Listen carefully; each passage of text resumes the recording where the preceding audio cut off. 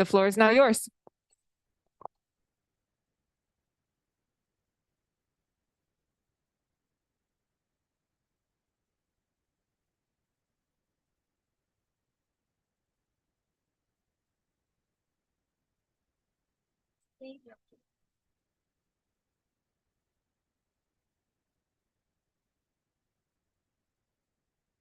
Which way do we look? Which way do we look?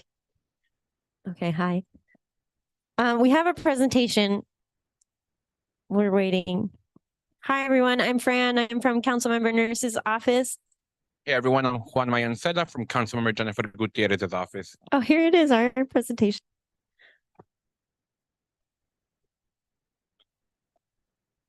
We're going to talk to everyone tonight about participatory budget and how you can tell us how to spend $1 million in District 37 and in District 34. All right, next slide. Next slide. Okay, great. All right, it's your turn. Yeah. So what is participatory budgeting? Participatory budget is a democratic process in which community members directly decide how to spend a part of the public budget. It's usually $1 million that the council member sets aside, and it goes through a process where the community gives the council member ideas, and then the council members then the community decides how they want to spend, and this is available through a voting process. Key word here is participatory, meaning folks in the community participate, right? Next slide. Someone says they cannot hear anything. Oh, that's okay. Okay, so how does it work? Participation, right? So community-based decision-making process. The community submits ideas, then the community chooses the ideas that they want to see on the ballot. The community votes on the ideas that are on the ballot. So in every step of the process, the community members have a say. Next slide.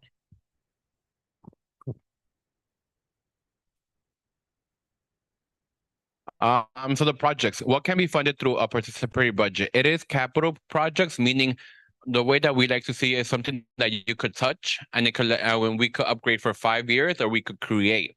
It has to be at least $50,000, and then it can be something like an expense, which will be programming. Nothing like a program or a budget. Next slide. Okay, so criteria for submitting an idea. So anybody in the community can submit an idea. That includes children as young as 11 years old, up until our older adults. They can, well, technically the official deadline has already passed, but both of our offices are collecting ideas through the end of the month. So this is our last call for ideas. So tonight we've actually brought some idea cards. We're going to request that folks fill them out as an activity. And then, but throughout the previous month, we've been collecting these ideas both in person at outreach events and also through an online map that the city has put up where you can kind of like go in and see what has been submitted so far in all of the participating council districts. Slide. So for District 34, for the we've participated around 11 years on participatory budget. So we have funded a lot of projects. For last year, we did fund PS84, which was a lab, PS250 AV upgrade, which is auditory and vision for a school. El Jardín also received upgrades, like a community garden. And we have more streets in our district, which is going to be planted throughout. EBC High School received laptops, and PS257 is going to receive every classroom. Next slide. District 37 did participatory budget for the first time last year.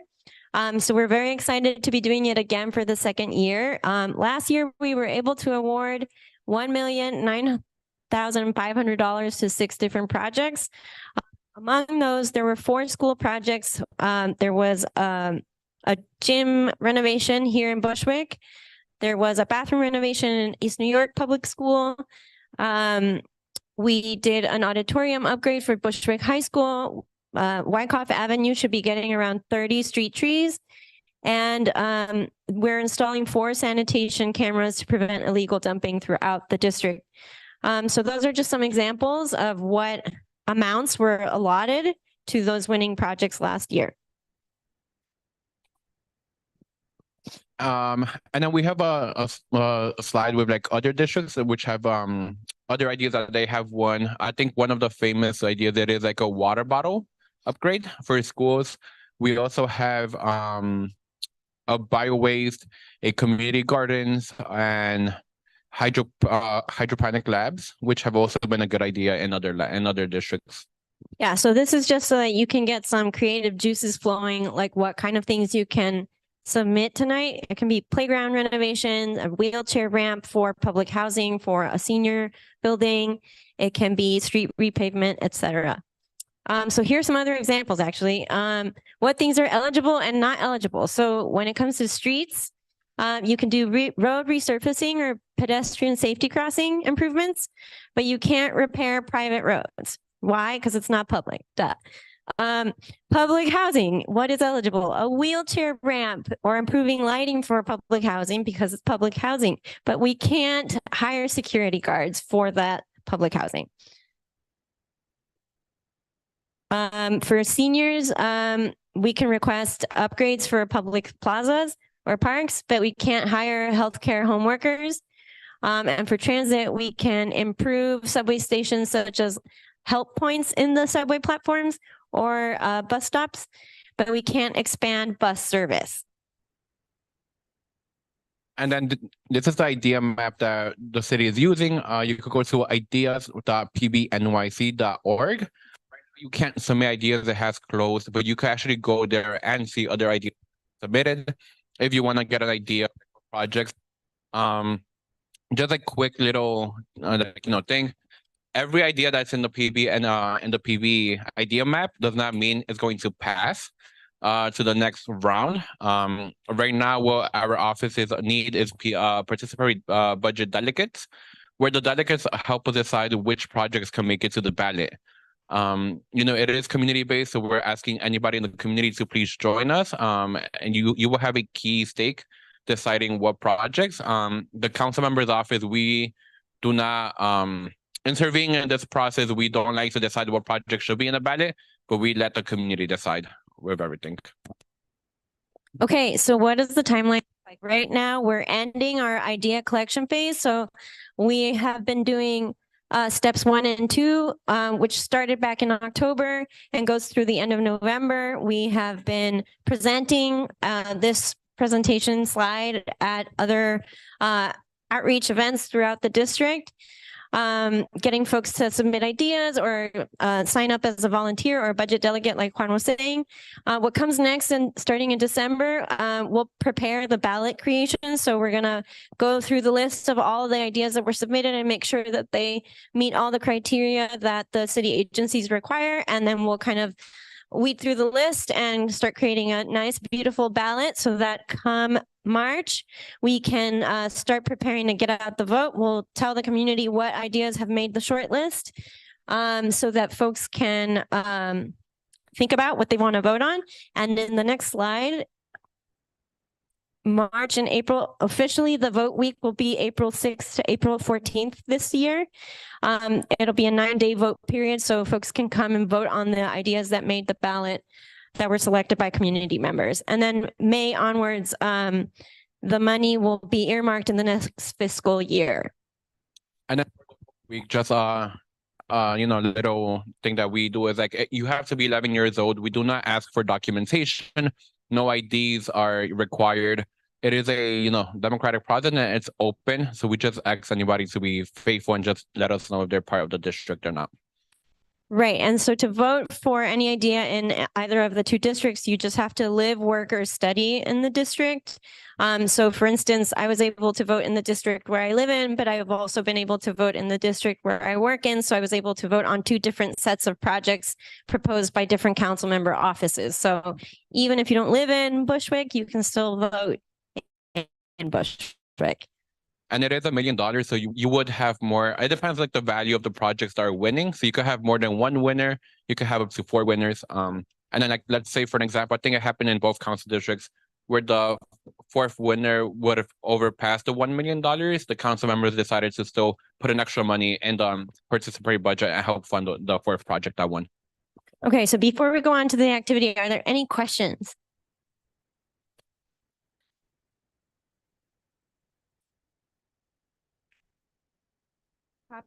Patient. Yes. Yes, I can send you a copy of the presentation. It is the last call to submit ideas. So ideally, I would suggest that if you have any additional ideas that come to mind, that you send them to our office midweek, next week. But we do have an activity tonight if there's time for that. Yeah, Okay. Ms. Spellin, we have the presentation. Fran sent it in advance. That's what Kim is sharing right now. We can make sure that it's available to the full board. Any other questions about projects? Any other Or any questions? other question of any kind? Nope. Anyone on Zoom? Oh, wait, I have one here. Hi, Nico, a community board member here at Community Board 4. I have a quick question related to like what are some ways in which like the a local the office that you work for like provides maybe additional information around certain things that you're like that specific data points that around like specific need in the community that can like maybe guide some of our own suggestions that we have other than just specifically so we can maybe make a more educated decision around some of the suggestions that we're making. Good question. That's a difficult question to answer. So I think one way our office does it that we do tabling as well. So we go throughout the whole district, different points, depending on like foot traffic, and then we do set up a table and give out information about participatory budget, a way to like speak with community members and let them know what the process is. And then we do hold assemblies as well, where we like, make these big meetings and we invite people to come to the meetings and, we show them the same presentation and we collect ideas as well. Yeah, and what I would say is that because it's only our second year at Council Member Nurse's office, we've actually learned a lot by hosting these kinds of meetings at different places throughout the district. So for instance, we had an assembly over in East New York, and just by having a community discussion, we learned that the main concern for the constituents in East New York was safety. And so a lot of the requests that came through for ideas was better improvement on lighting under Fulton, under the train tracks. So a lot of the ideas that got pitched were around that, security cameras or lighting or anything that made the neighbors feel a little safer, especially at night. And a lot of other things have come from students who have kind of reached out to us and told us how they'd like to make their school better, or even parent coordinators who have approached us in some of our outreach efforts. So we've been learning from one year to the other. And like Juan said, not every idea gets funded, but we did keep a list from the ideas that were submitted last year. And I think because it's our second year, we might merge them from last year to see if any of the ones that didn't make the ballot last year, we could add them to the list of like candidates for this year to just kind of have a larger pool of projects for our budget delegates to choose from. And that list is kept by the council member, so she will look at it for ideas for discretionary funding from other avenues, or if there's a possibility of maybe combining with the borough president's office for larger costing items, such as like a dog run or larger improvements to a gymnasium for a school or stuff like that. Mm-hmm. There's also the board statement of district needs and budget requests. Right. And want to say thank you to the council members' offices for taking a look at that and using it to inform some of the ideas as well. Hello, I'm Stephanie Anderson, member of Community Board 4. And I wanted to ask, is there any plans to paint the overpass of the J train? It's so drab and it would kind of lighten up the neighborhood, lighten up the mood. Yeah, that's on the plan. We already, it's on it. It's going to take a while, but we're working on it. That's one of the presentations, our meeting, Minds and Celeste, that we had last week with the council and Senator Salazar and all the elected officials. They are starting on the cell going towards Eastern Parkway, Alabama. Then they're coming back and they're gonna start the whole J line and then they're gonna start the M line. So we're moving.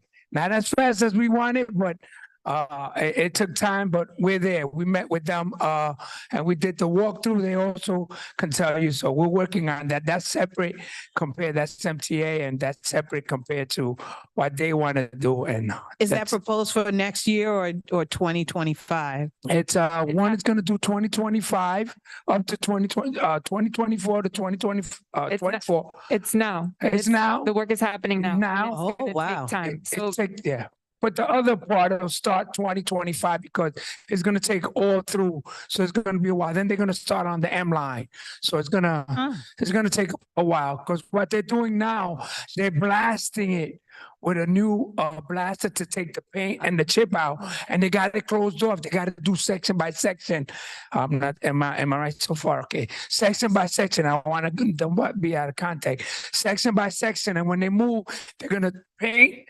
Way to dry it, then they're gonna move on another block, sandblast it. There's no gonna be disruption in service. They're only gonna take a few area parking spots that they're gonna take. That's what they promised us. So and that's it, right. That's it. Great. Thank you, Mr. Camacho. Just one more question. Are there any music classes for the children and maybe for adults as well? Great question. We get these kinds of questions a lot. Classes are considered program. So participatory budget from council office doesn't programs or expense funding. We do capital funding, which means like hard infrastructure projects. However, El Puente couldn't be here tonight. They the mayor's office through the CEC has decided to start participatory budget on a city level as well. They started last year, like us, like District 37. And they have a different pool of money that is specifically for programs. It's called the People's Money. They're still collecting ideas. You can submit ideas online. I'm happy to send you the information. I think the flyer is also in the community board newsletter. I saw it. But basically what that is, it's a different pool of money. And I believe Bushwick has been chosen as one of the tree neighborhoods and gets around $50,000 to spend. Also, community member projects, what kind of projects they want to fund through that money. Last year, we had people who were able to come and choose a few winning projects, right? 6. So programs there is an avenue for that. So if you did submit that kind of idea through our office, we're going to send it to El Puente anyways, but they've been doing their own outreach around that. So unfortunately, we can't cover programs. Long story, long. Yep. And we still have the activity, please. Yeah, let's start handing them out. Okay, we're gonna take 2 more. Is there anyone on Zoom? Okay, I have Celeste and then I have Felix. I just wanted to add as a point of information. So El Puente, the team was supposed to be here this evening. They did let us know in advance that they weren't going to be able to make it to provide the information on the citywide process. We will see if they can follow up and attend a meeting in the future. Just wanted to add that they were invited and weren't able to make it this evening. Good evening, everyone. My name is Felix Ceballos. Just I want to say about Camacho mentioned before about the repair for the station train. It's very important when they do all the repair and they don't have to stop the circulation because a lot of people coming from work from different area try to go home and it's very hard when they have to come out and take an Uber or taxi, whatever. Thank you. Juan, handing out some idea cards. I will come by your table to collect them. I'm not letting you leave without them being filled out, please. Throughout this process, I think our most difficult obstacle has been people saying, oh yeah, I'll submit an idea online.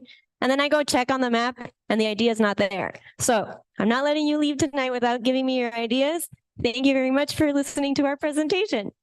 Yeah, and I just want to add one thing. I hope that we get everybody, all our youth and all our kids to come on out and put whatever they want to see there or whatever they want the money to go, because oftentimes they do jobs that sometimes the community, don't want or cater to different people.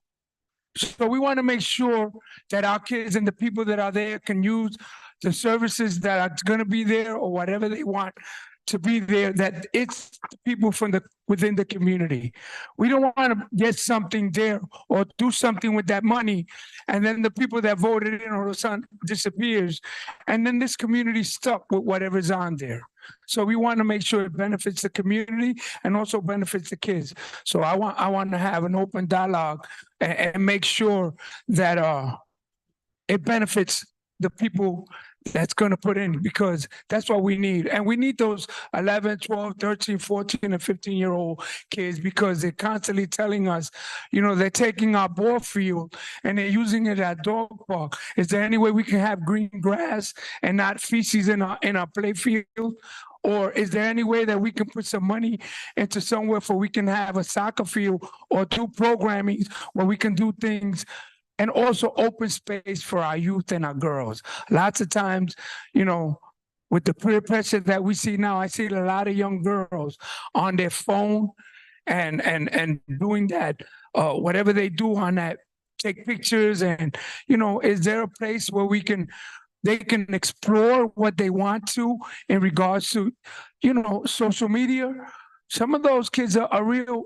I see some of them even dancing and doing the thing and walking, and I'm like, you don't know what is it, but they're doing stuff and they're posting it and sending out. I don't know if they get a lot of views or hits. I know they say if you get a lot of hits, they give you money. So I know I can't get no money because I don't get no hits.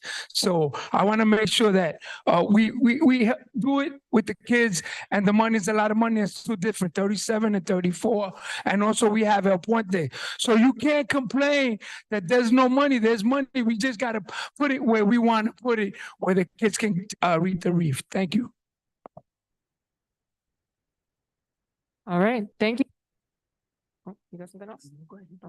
We will move on now to the second public hearing item. We have the FDNY with us. When you're ready.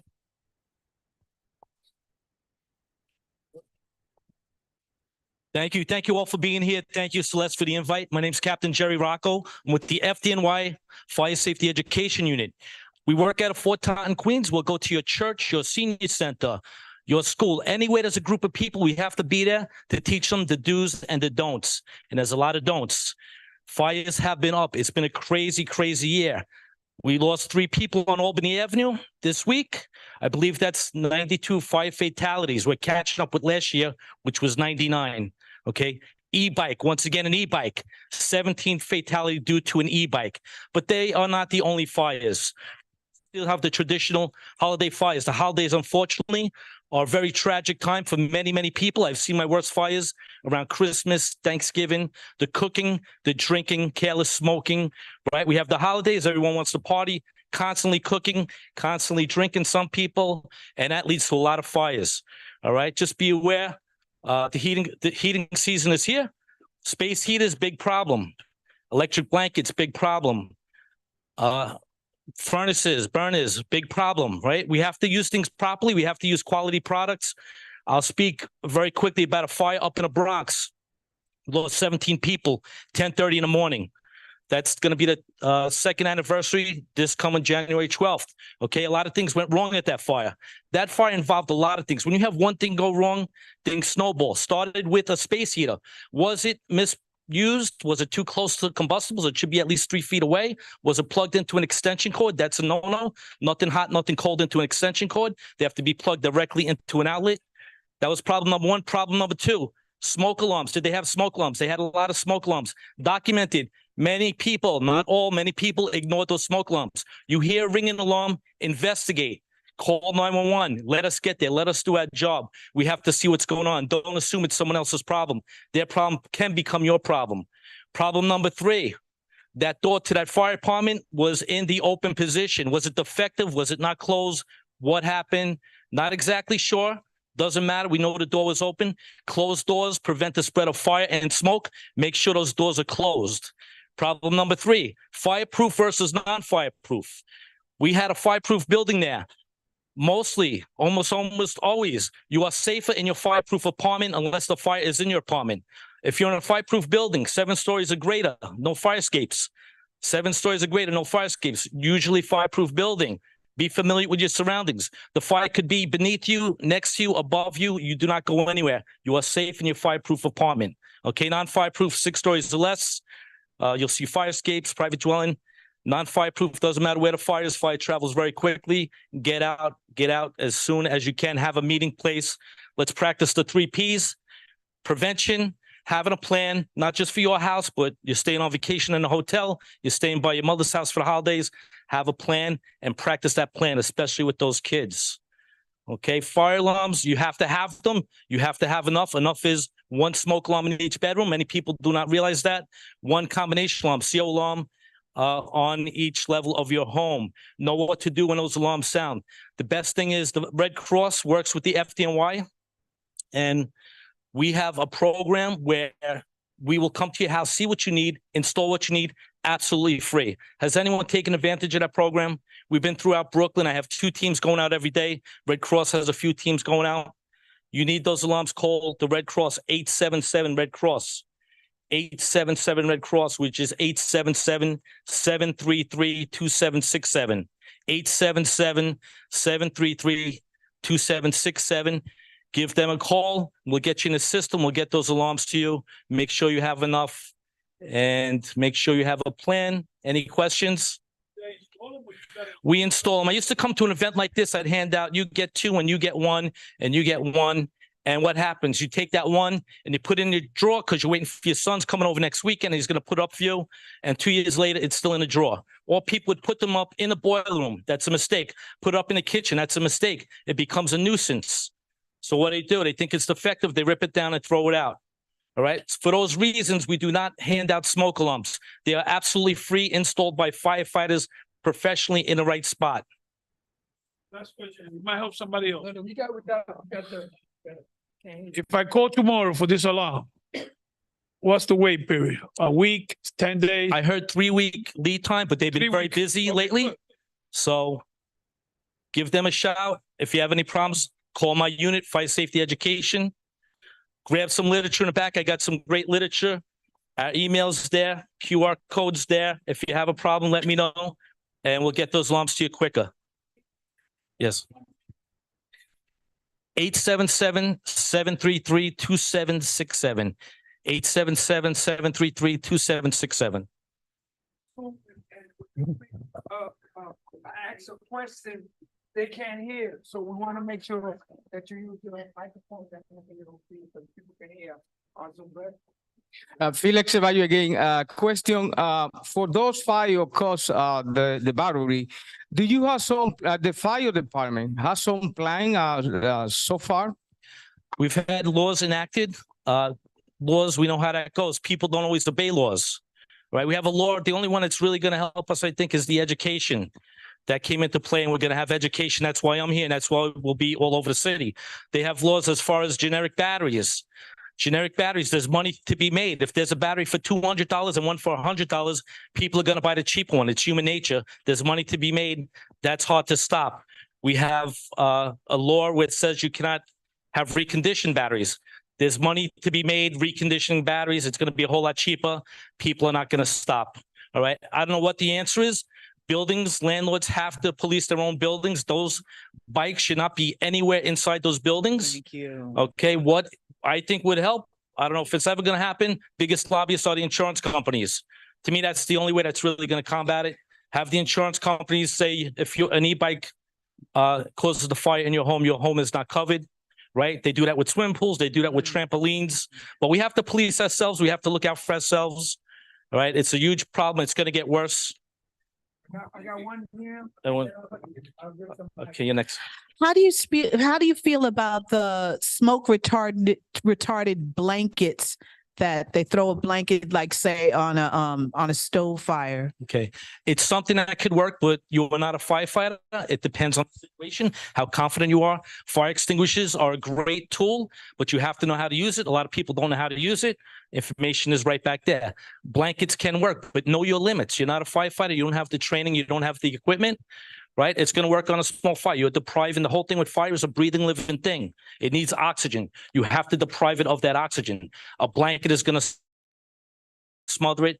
That's going to put the fire out, right? There's other things that work. Extinguishers work. If you have a grease fire, no water on a grease fire. Everyone hopefully knows that. Best thing, deprive it of oxygen. Have that tight fitting lid cover that pan, that pot. That's going to smother it. So you have demos on how to use a fire extinguisher? I'll give you a quick one right now. All right. My time is limited, but they're asking for it. Okay. PASS is the acronym. Acronym is PASS. PASS. Fire extinguisher. Pull a pin. It has a pin. You have to pull a pin. The pin prevents you from squeezing the trigger. Many people do not know that. Pull a pin. Aim it. People want to aim it at the flames that are hitting the cabinets. Big mistake. You could do that all day long. That's not going to do anything. We aim it at the base. Aim it low at the base. S, squeeze the trigger. You have to squeeze the trigger. Squeeze the trigger and then sweep back and forth. Expel the whole extinguisher. Pass. Pull a pin. Aim it at the base. Squeeze it and sweep it back and forth. Those books back there tell you all about that. Definitely a good tool. Everyone should have one. ABC extinguisher is good on all fires. They last 8 to 10 years and probably $30 to $35. Home Depot, Target, hardware store. Great tool. Make sure you have one. Don't put it under the sink like everyone wants to do, and cover with their household cleaners and their towels. And you need it. You can't find it. It should be mounted on a wall such as that. Have it out of reach of the little ones, because if they pull it off the wall, they will get hurt. You had a question, man? Yes, Joanna Bennett. Question about what can the FDNY do about abandoned buildings? And this time of year, you find squatters and people trying to get out of the cold. And we know that these people will heat homes, their places by any means necessary. What can be done? That's more the buildings department. If there's a danger, you could call 911. We're there for immediate dangers. Life hazard, as far as police in the building, seeing who's in there and who's not in there. That's beyond us. That's the buildings department. But as soon as there is a life issue, we're going to be there. So the thing is to have those buildings sealed, but we don't seal buildings. That's, buildings department. Call 311. I have Ann Guiney, CB4. I have a fire extinguisher. I see them in the hallway of my building. All of them have a little tag right on them. None of them are anywhere near 2023. How long do they last, and how can you get them recharged or looked at or whatever? And how do I make my landlord do that? Okay, a commercial extinguisher, they depend on which type it is. It could be good for 6 months or 1 year. And that should be taken care of. The fire department goes out on inspections every day of the week, and it's just hard to patrol all the buildings. But, if you have a complaint, we'll go there and investigate. We could investigate and write a violation and have them correct the issue, right? Other small extinguishers within a household are disposable. They do not get recharged. They should be shooken up, right? Inside of the sodium bicarbonate, which is baking soda. You don't want to become caked up. So even though it's pressurized, it's in the green, it may not be good. Give it a good shake. Make sure that powder remains like a powder. Anyone on Zoom? Kim? No. Wait, Celeste. Back to you. Okay. And I just wanted to add, as a point of information in reference to abandoned buildings, the Department of Housing Preservation and Development may also be involved in addition to Department of Buildings. If any board members, anyone has a complaint about a building, please call 311. You can let us know, and then we will email HPD, DOB, and the NYPD to flag the building for them. Yes, Denise, you have a question on Zoom? Yes. Should all buildings have a fire extinguisher in them? Because I live in a multi-dwelling building and there are no fire extinguishers in the halls. There's a lot of variables, so I'm not sure. Usually it's something like a commercial building absolutely has to have fire extinguishers. A good landlord's going to have fire extinguishers in the hallway. But the big problem is those fire extinguishers are stolen, played with, and for that reason, it's hard to keep them in the hallways. So definitely have yours. You have control over yours. A good landlord will have them in the hallways, will make sure that they're up to date to protect his building. Thank you. Red Cross. Once again, that number for the free alarms, 877 Red Cross, 877 Red Cross, which translates to 877-733-2767. All right. Thank you very much. Okay, thank you guys. Have a blessed holiday. Enjoy your Thanksgiving. Stay safe always. Thank you. Okay, thank you, Celeste. Stay well. Okay. Good work. All right, everyone. That concludes the CB4 public hearing for this evening. Board members, please be ready for the first roll call. I repeat, board members, please be ready for the first roll call. If you have not signed in, now is the time. This is also for elected officials. If you have not signed in, this is the time. Mr. Camacho? Please, this is the Media Community Board for November 5th, Wednesday at at 6:35. The status of New York State, the charter of the city of Charter, New York, the bylaw, the Robert Rules of Order, the board's policy, courage.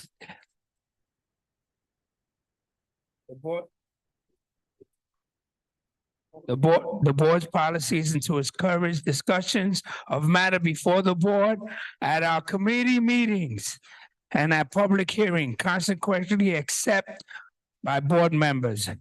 There will be no public discussion at our regular monthly meeting of the matter about which a public hearing or committee meeting had already been held.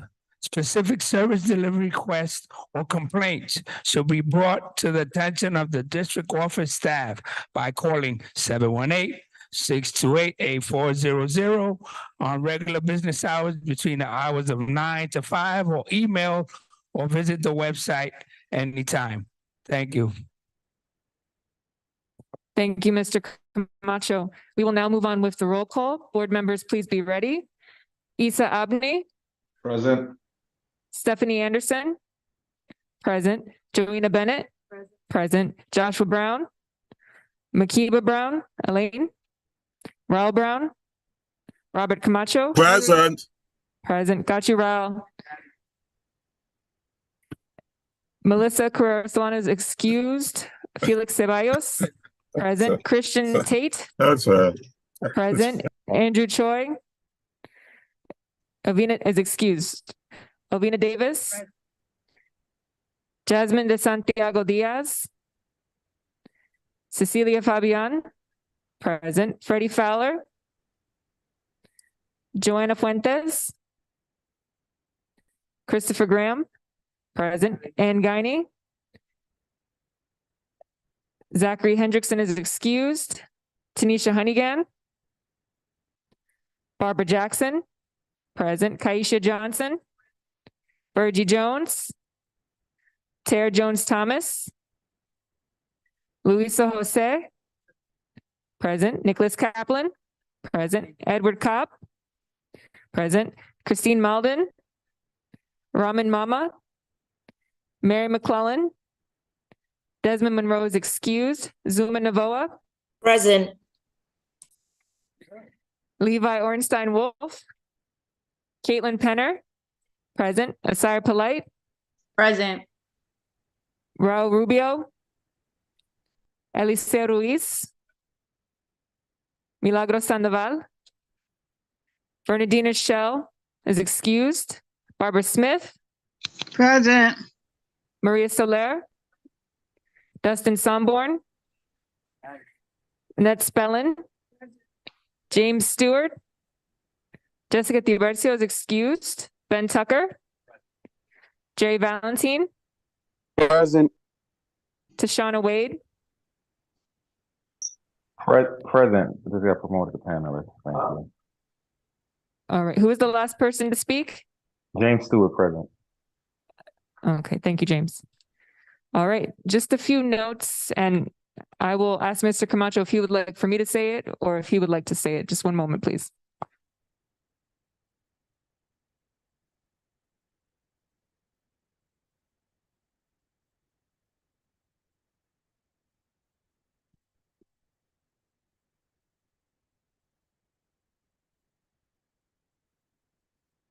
All right.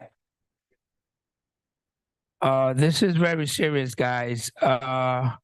Which member of the public body may count towards a quorum?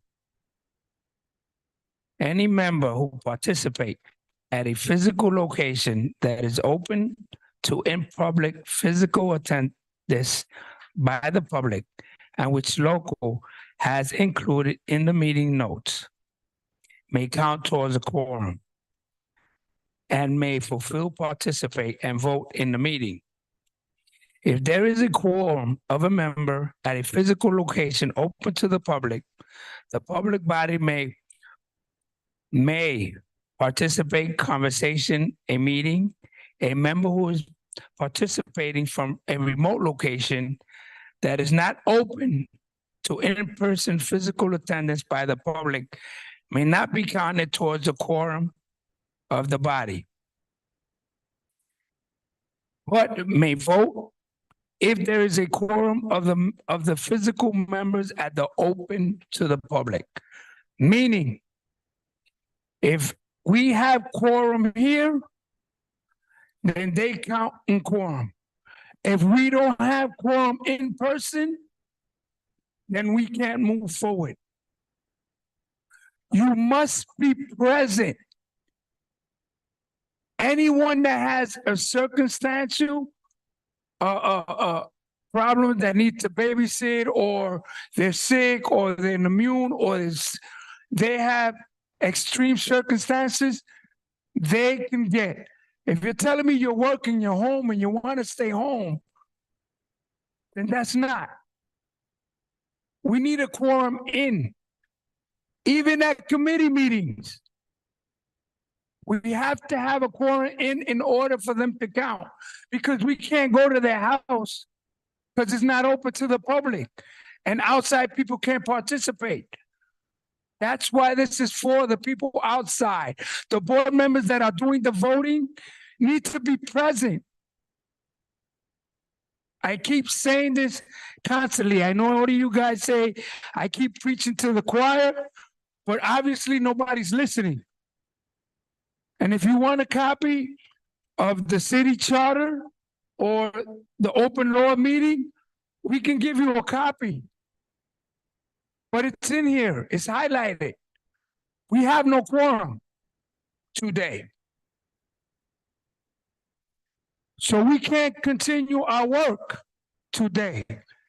And if I find it kind of sad and disheartening that we work so hard in this community and people come to these meetings and want us to make recommendation and we don't have a quorum. So I'm going to make a recommendation only to read informational. Nothing is going to be voted in unless we make a quorum, which I doubt it. Everything will be informational, and anything that's not. We need 3 people. I know we need 3 because there's only 17, 22. Yeah, we need 3. So everything will be informational, and anything that's very important that we have in regards to some of the cannabis license, some of the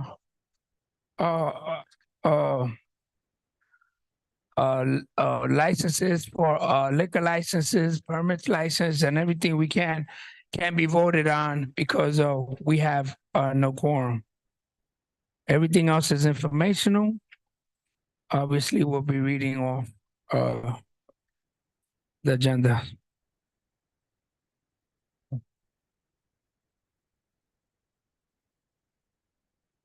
That being said, since there is no quorum, we have to skip the acceptance of the agenda, skip the acceptance of the previous meeting minutes, and that moves us along to the chairperson's report. Mr. Camacho.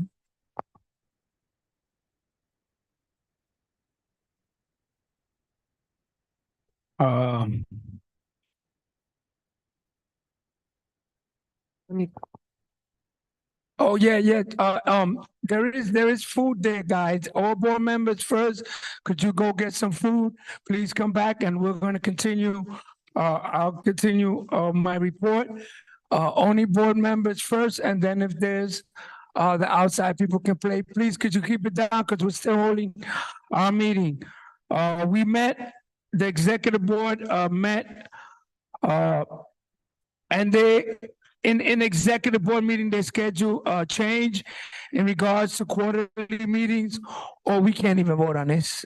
We can't vote on this. We can't. Hello? Yeah, we can't vote on none of this, even the text amendment. It's informational, but why we're reading it, there's info. All right, well, we can't vote on that. As the open law meeting, attending meeting in person quorum, as a meeting in the bylaws. All right, well, this is just informational. I'm gonna bring back what Celeste had put here in regards to board members being flagged for attendance. Joshua Brown, total of 4. Bell Brown, a total of 3. Maritza Carrero is she's maternity leave. She has 5. Santiago Diaz has 4. Joanna Fuentes has 4. Christian Graham has 4. Tanisha Hagan has 3.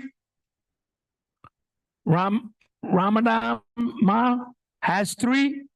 Mary McCullen has 6. Desmond has 6, 3 and 3.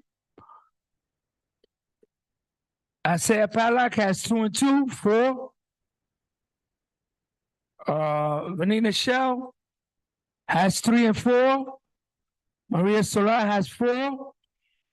Stephanie Anderson has 2.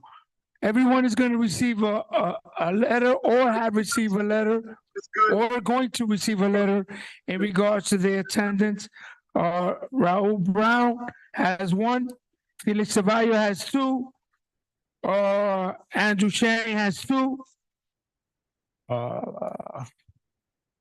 Freddie Fowler has 2. Angani has 2. Henderson has 1. Johnson has 2. Thomas has 1. And Christian C. Tenney has 1. So guys, a lot of you guys are new. You came to the board, you signed up, you wanted to. You're volunteering. But we take our job serious. I hope that the borough president, when we send this out, that he does his due diligence and do what he has to do to make sure that the people that don't come to the meetings, that he addressed the situation that needs to be done. Everything else is on here was. Okay, I have something important that I know our borough president sent out to Eric Adams in regards to community boards, criteria link between the public and the city government. He says that the charter, technically, he wants to change the charter duties in section 8, 14B, and 2800E in regards to certain with staff and limited budget. Forces City Hall provides a level of support that raises the ability concerns and the deep needs to revisit community board's budget. The board existing budget provides for 1 or more or 3 or more staff in the line and leaves room for competitive salary, making recruitment, retaining professional staff.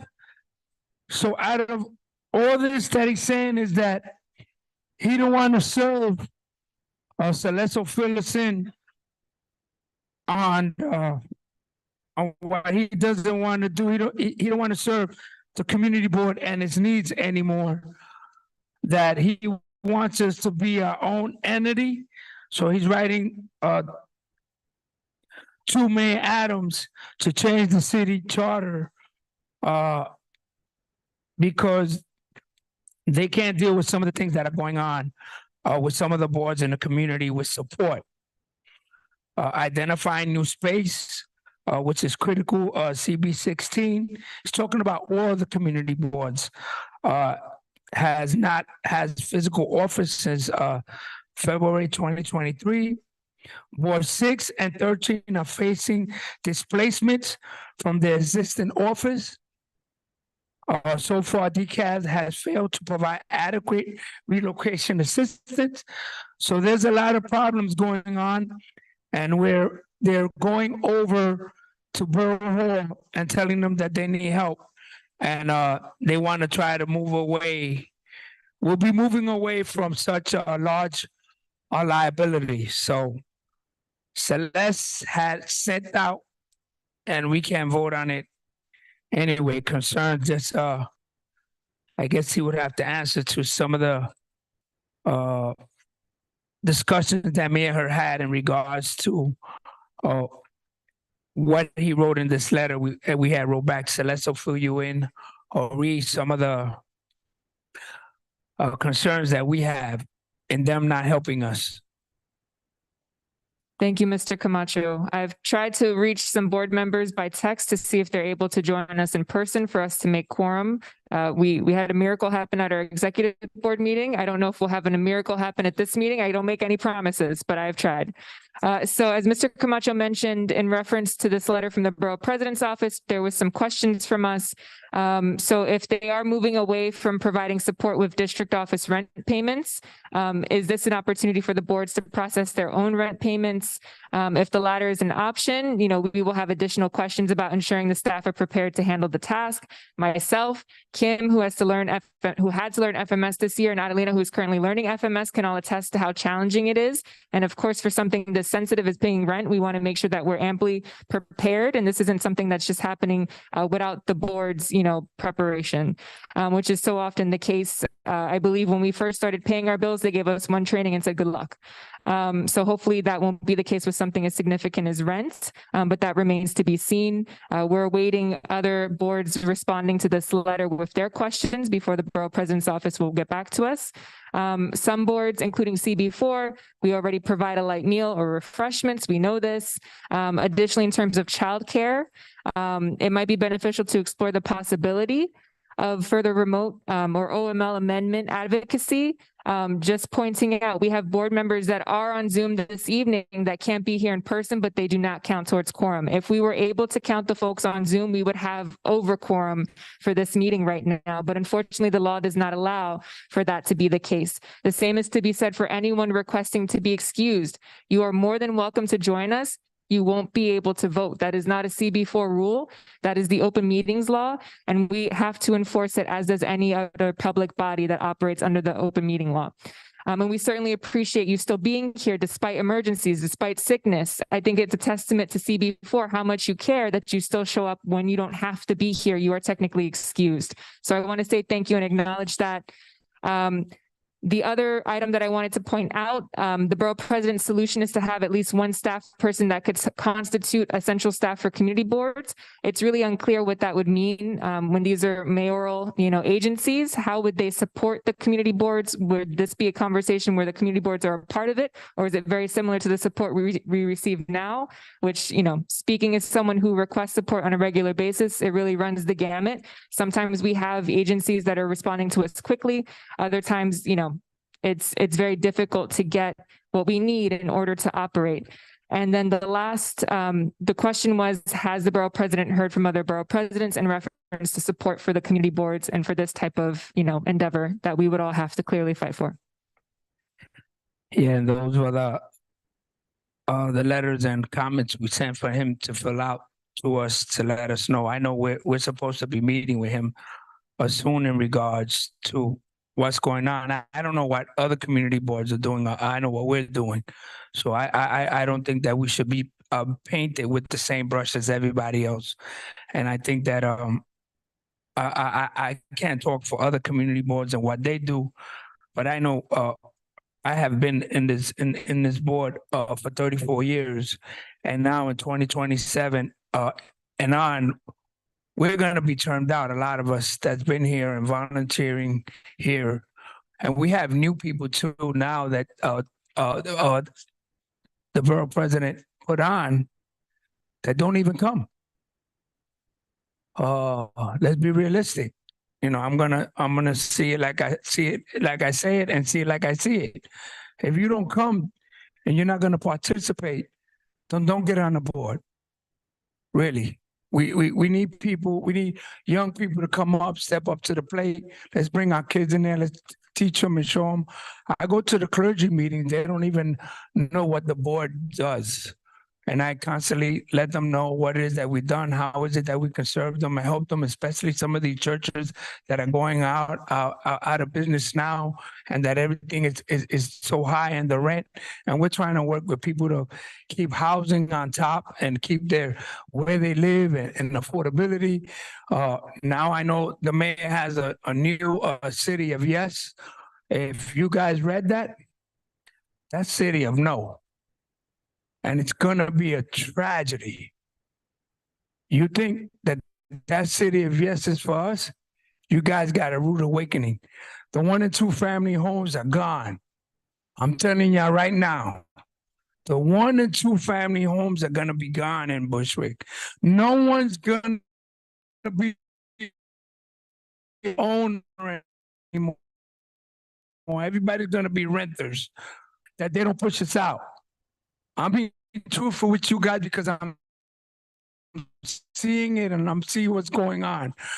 We had a Bushwick community plan 10 years ago. And now they're coming with new ideas and new stuff to push us away because we didn't agree with their plan.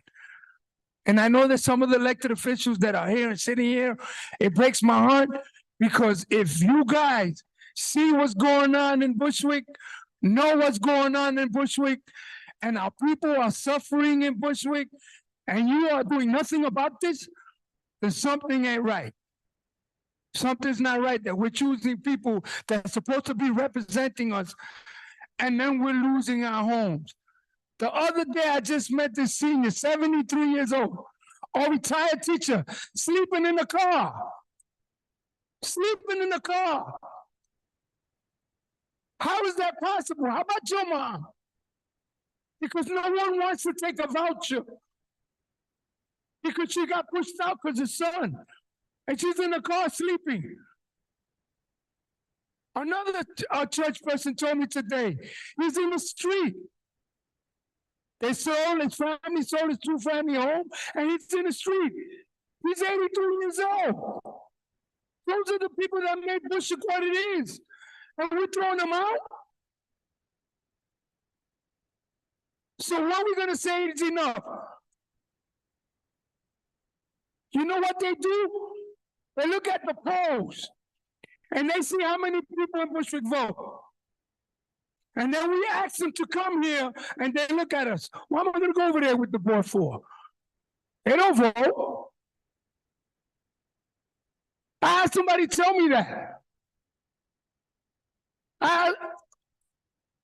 Someone tell me that. The numbers ain't there. So what you want? You want housing? You want affordability? You want clean parks? You want police services? You want mental health? You want all this stuff for here? Oh, but you know what we can get? This is what we can get. Weed spots. Yeah. You're laughing, I'm serious. Weed spots. Drinking. What we done when we were kids, they're taking it away and they're giving it illegal now. Bikes coming wrong way on the opposite side. I got hit with 7 summonses when I was 14 years old. Riding my bike the wrong way. 7. I got a bench warrant at the age of 15, not for paying the 7 summonses. I got picked up. Nobody talk about that. Nobody talk about me or my kids or our family. So we really need to step up, all of us, regardless. And we need a quorum, and we have things that are important. We really do. We need services, and we got Hope Garden that needs to apply for grants and loans because it's a private development. We got seniors that need social services here. They're laughing at you because they can't get it because there aren't voters here. Why am I going to give you $1 million for what? To do a dog park and a play area for our kids? I love dogs. I always had a dog. And I got a backyard. I can walk my dog. But our kids, they're in the projects, hanging out, making TikTok, shooting. They're robbing people with e-bikes and bicycles. There's a lot of problems in this. PD can attest to this. We got cops coming from other precincts in this community because it's a crime. On Trumpman, on Star, on all the nightlight activities. There's robberies, people on e-bikes, they're robbing people, people are getting hurt. We're not living in a bubble. This is real. We're going back to the 60s. I lived there all my life, so I know what it's like. I'm not scared. Maria Hernandez died for a reason. Maria Hernandez, her husband was on this board. Carlos, Ana Gonzalez. We had people on this board. Avalon Hansley. Seniors that been on this board when I was a young kid, 21, 22 years old, that brought us up, seniors that wanted us, that made Bushwick what it is now. When this building you in was a vacant lot, I got pictures painted with rocks. And we were happy, me and my brothers. So something needs to be done. Yeah. And something needs to be done now. I don't know what is that need to be done. We need to have people to come into this meeting. So what let's keep writing letters, putting them in, they get people out, you get new people in, and then they move. And then what? They live here 2 years, 1 year, they move out, they're no longer on the board, and they change the whole narrative, and the seniors and the people that live here gotta live with this. Do you believe that?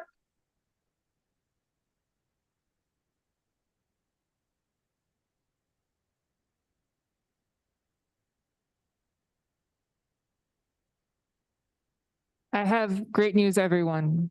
We have a quorum. All right. So we will go back to the top, but we'll make it brief. Is there a motion to accept the agenda? Alvina Davis makes a motion to accept. Is there a second?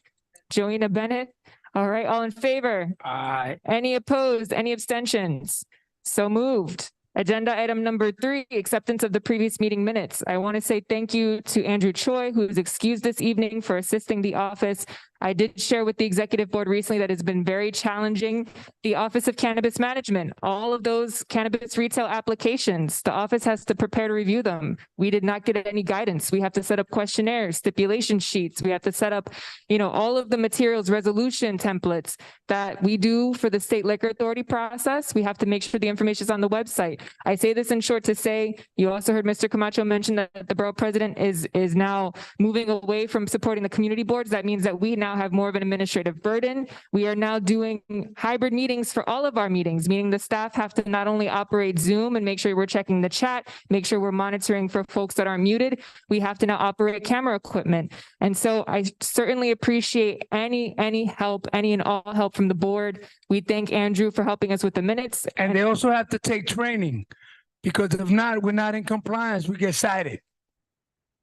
And that being said, he did ask, since he's excused this evening, for the minutes to be tabled, and he will have them to our office by this Friday. Is there a motion to table? I, Robert Camacho, make the motion. Okay. Oh, is a second? We need a second first. From who? Say your name.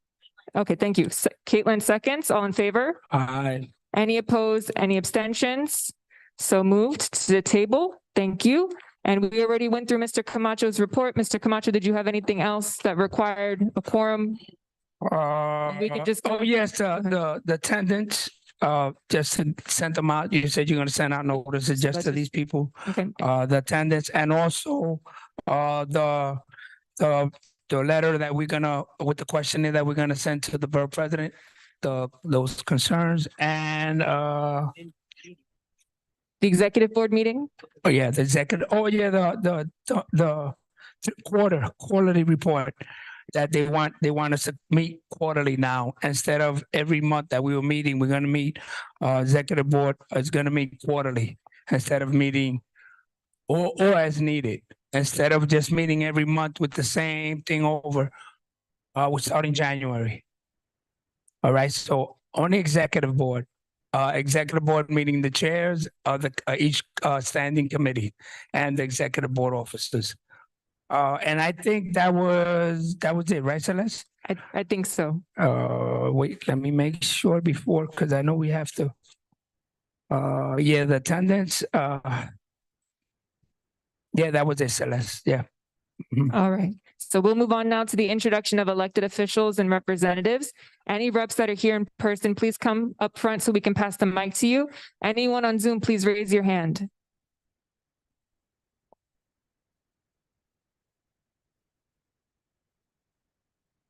Hi again, it's Fran from Councilmember Sandy Nurse's office. Hey again, Juan Mayanceda here from Councilmember Jennifer Gutierrez's office. Hi, Lacey Tauber from the Brooklyn Borough President's office.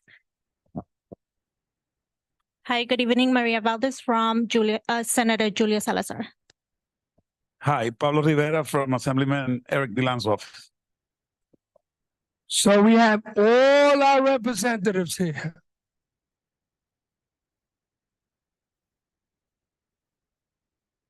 Go ahead, Jonathan. Good evening, everyone. This is Jonathan from Boza. Just been greetings from District Attorney Eric Gonzalez's office. Thank you. Okay, and just for the record, and thank you for the person that reminded me, 25 board members are present. 25 are present, so that constitutes quorum. All right, and I just want to make sure I have everyone here. If I missed your name just because I was speaking to other folks, I have Fran, I have Juan, I have Lacey, I have Maria, I have Pablo, and I have Jonathan. Were there any other elected official reps that I missed?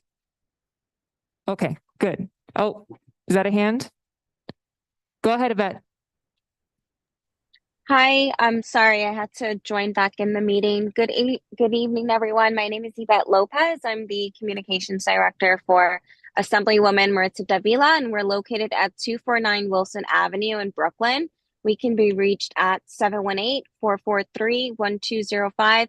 Very quickly, we have a holiday give back. We're working with all the elected officials and a few stakeholders. Save the date for December 20th. Hello, Thank you. okay, when announcements come, could you please, thank you, I'm sorry.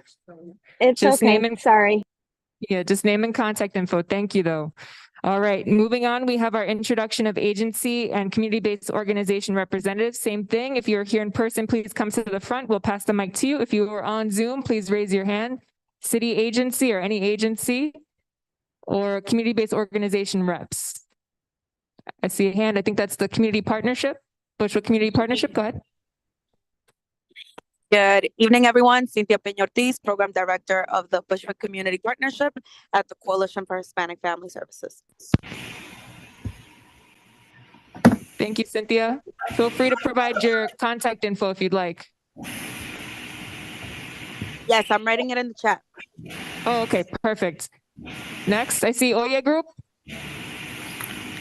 Hi, it's OJ Group, Modesto Flaco Jimenez, Artistic Director and Bushwick Star Community Program. Thank you. I cannot see who else is there. Oh, Bushwick Star. Yep.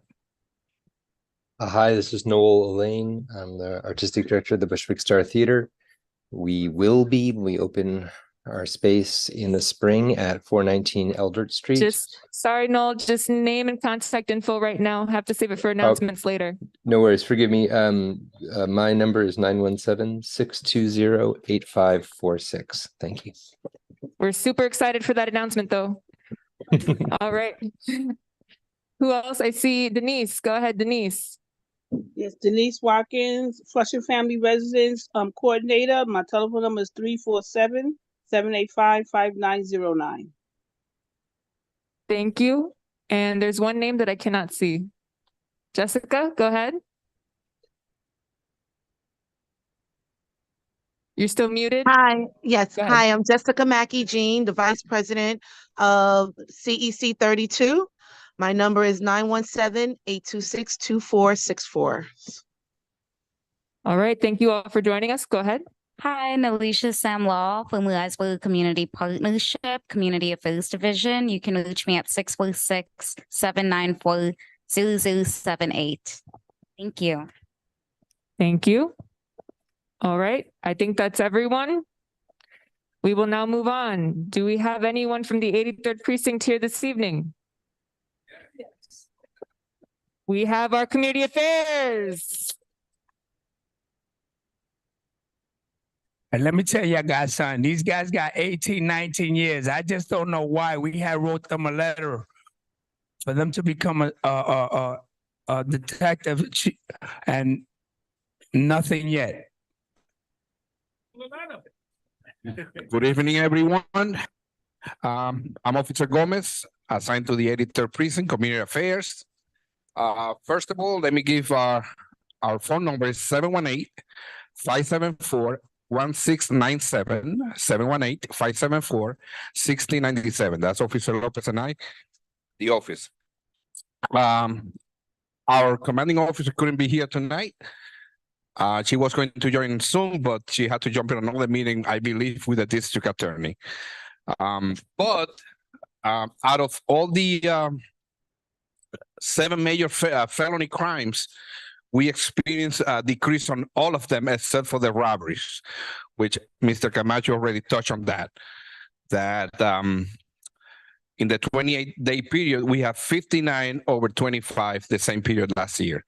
And a lot of them is because people in scooters and Sector David around Maria Hernandez Park, Trauman, where all the bars and the nightlife establishments are.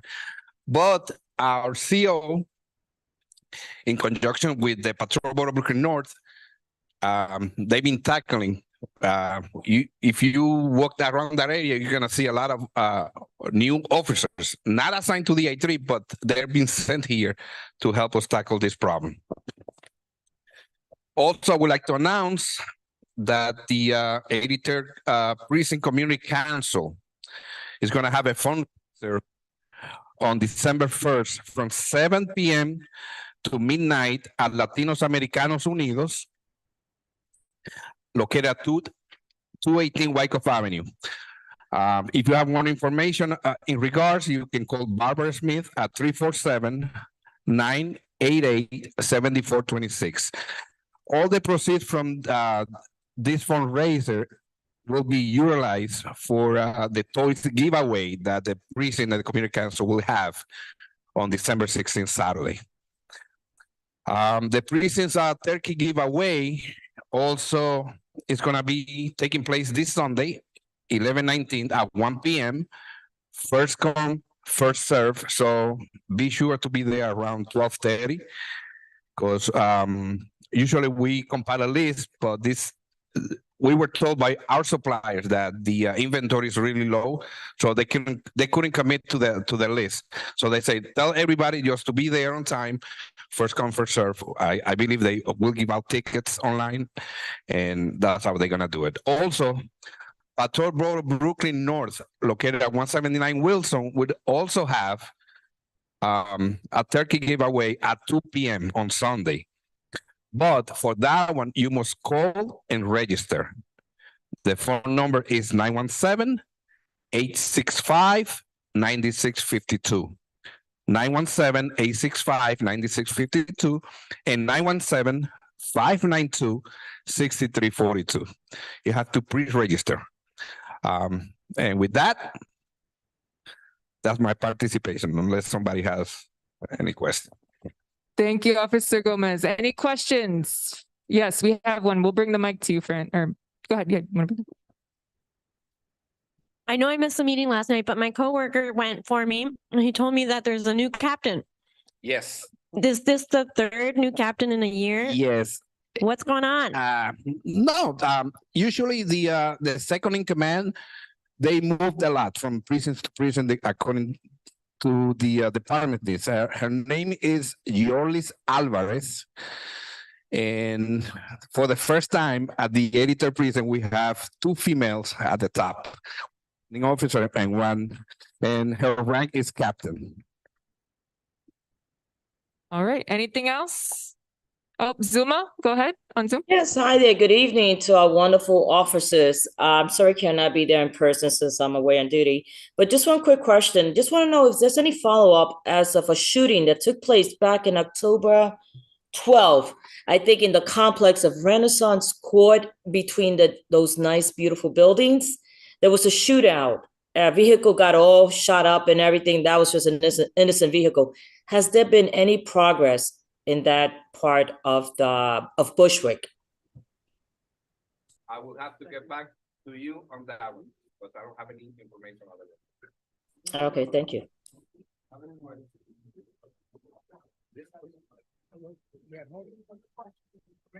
Now it's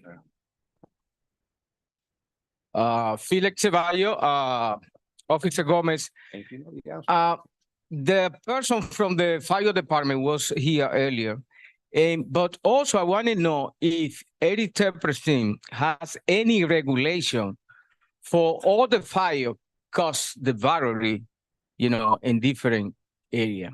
No, that's strictly handled by the FDNY. In fact, every time there is a fire incident, the investigation is conducted by the fire marshal, and they type up the complaints and everything else. They do the follow-up. But as Celeste had mentioned, if you come across that a building that is abandoned, it could be a fire hazard, you contact them or you call 311, and we can do joint operations with building department, HPD, and so on. All right. Last call for Tanisha. Go ahead. You're muted. Oh, go ahead. Hi, sorry. I think there's something wrong with it keeps on showing my hand raised when it's not. Okay, no Sorry problem. Just about wanted to that. be sure. Okay, All right. thank you. I don't see any other questions. Thank you very much for being here. Thank you for the opportunity.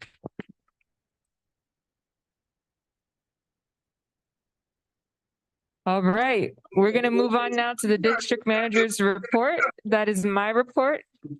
And in one moment, it'll be in front of me. Okay. Good evening, everyone. Happy belated Veterans Day. Thank you to all who serve and continue to serve now. I also hope everyone was able to vote on or before Election Day last Tuesday. Yes, let's do it. That was really weak, guys. That was really weak. Yeah. All right. We got to vote. We got to vote. We established that. Mr. Camacho was mentioning it. So you know what happened? We feed them, so now they got lazy. So we got everybody. Everybody has the itis. Okay, so we have good news again. Fiscal year 2023 rent was finally paid. So thank you to the staff at Borough Hall. We are catching up on our rents. For those that aren't familiar, the community board was in the process of renewing the lease. We received the documentation around this time last year. We were able to review it, return it to the building management. However, upon Borough Hall's review before submitting it to the controller for final approval, they noticed that the law department had not approved it. They requested that we have the law department approve it. I sent it back to our building management, and that put us on about, I think, a half a year course for them to read a 4-page document and have the law department approve it. But thankfully that was taken care of. We appreciate the mayor's office, our council members for helping throughout that time. It was certainly difficult. We are now aware that our building cannot operate. They cannot pay their staff if they do not receive rent from us. This is Family Services Network of New York. They are the managers for our building. We have been in that building since, I believe, 2012. We have just renewed the lease for 10 years. We are incredibly thankful to have that space. As Mr. Camacho was mentioning, not all community boards have a space. Some of them have been without offices for years, plural. So we are well on our way to be on time as of the beginning of next year. And then Adelina, who you met last month, the board's new part-time hire, is still completing both the required human resources and financial management system training. There is a period of adjustment. Folks have to know how to do the job, and we're happy to have her in the office and start getting back to everything running as smoothly as it was when we had 3 people before. We are still a very small team, and so we greatly appreciate your patience and any assistance that board members and that anyone else offers to us. It does not go unnoticed, and we thank you. And there are 4 corrective actions that require attention from the board for the Equal Employment Practices Audit. A response to their final determination is due by November 23rd. This was discussed at the previous meeting. One of those, Mr. Camacho is now required to take a training. He will be doing so. Borough Hall is in the process of setting that up. And we may even potentially be able to make that available within the board's office. We have to see. 2 of those corrective actions were just language in an email. I have to essentially make sure that it's abundantly clear, explicitly clear that the staff know that Borough Hall is currently the contact for both EEO complaints and for reasonable accommodation. And then the last corrective action was in reference to supplemental trainings that any hiring, any board members or staff involved in the hiring process must complete those trainings. We simply stated that if there were more flexibility, more availability for those trainings, they would have been completed. One training was not completed because I was out sick. The other one was not completed because we were short-staffed and I had to be in the office in person. Otherwise, we were in compliance with every other part of the audit. And the final events of the year, there's going to be a Bushwick Nonprofit Roundtable on December 6th from 2 p.m. to 3:30 p.m. If you have not received the information yet, don't worry. We will be sending out an email to all of our community partners, all community-based organizations. It is open to everyone. This is an introductory roundtable. Folks will better understand who's doing what in the community, who's representing organizations. We know there's a lot of change and our nonprofits are no exception. So we thank everyone who's already responded and confirmed their participation. We're very excited to do this. That's the good way to, let's say, at least we know where the money is going to and who's getting the money, because they can't do service if they don't have no money.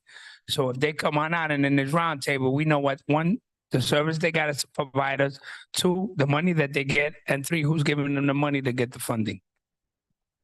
All right. And another exciting announcement, the return of the December CB4 holiday potluck. Get ready. An email will be sent to the board members with more information on how to sign up to volunteer and or bring a dish or beverage. If anyone else would like to participate as well from the community, please feel free to reach out to our office. We certainly welcome you to be involved. And for those that aren't familiar, for our new board members, folks would bring a meal from home, whether it's their famous mac and cheese, whether it's their banana bread. We'll basically have an abridged meeting in December, and we'll set up all of the food in the back alongside the food that we order for the meeting. So it's certainly a treat, and I know it's a tradition that many folks have looked forward to over the years. And this is be the first one since the pandemic.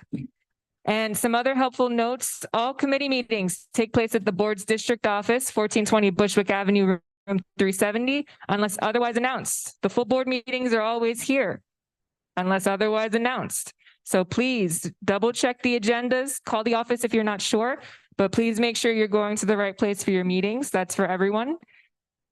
And call the office before Celeste comes here, because no one's gonna be in the office. Yeah, after And that's right, and she's constantly busy. Y'all keep bothering her from bringing the stuff over here, because she says I was doing something and then she can't come here. Now we gotta set up. So after 5, the office phones do shut off. So please try to contact us before 5.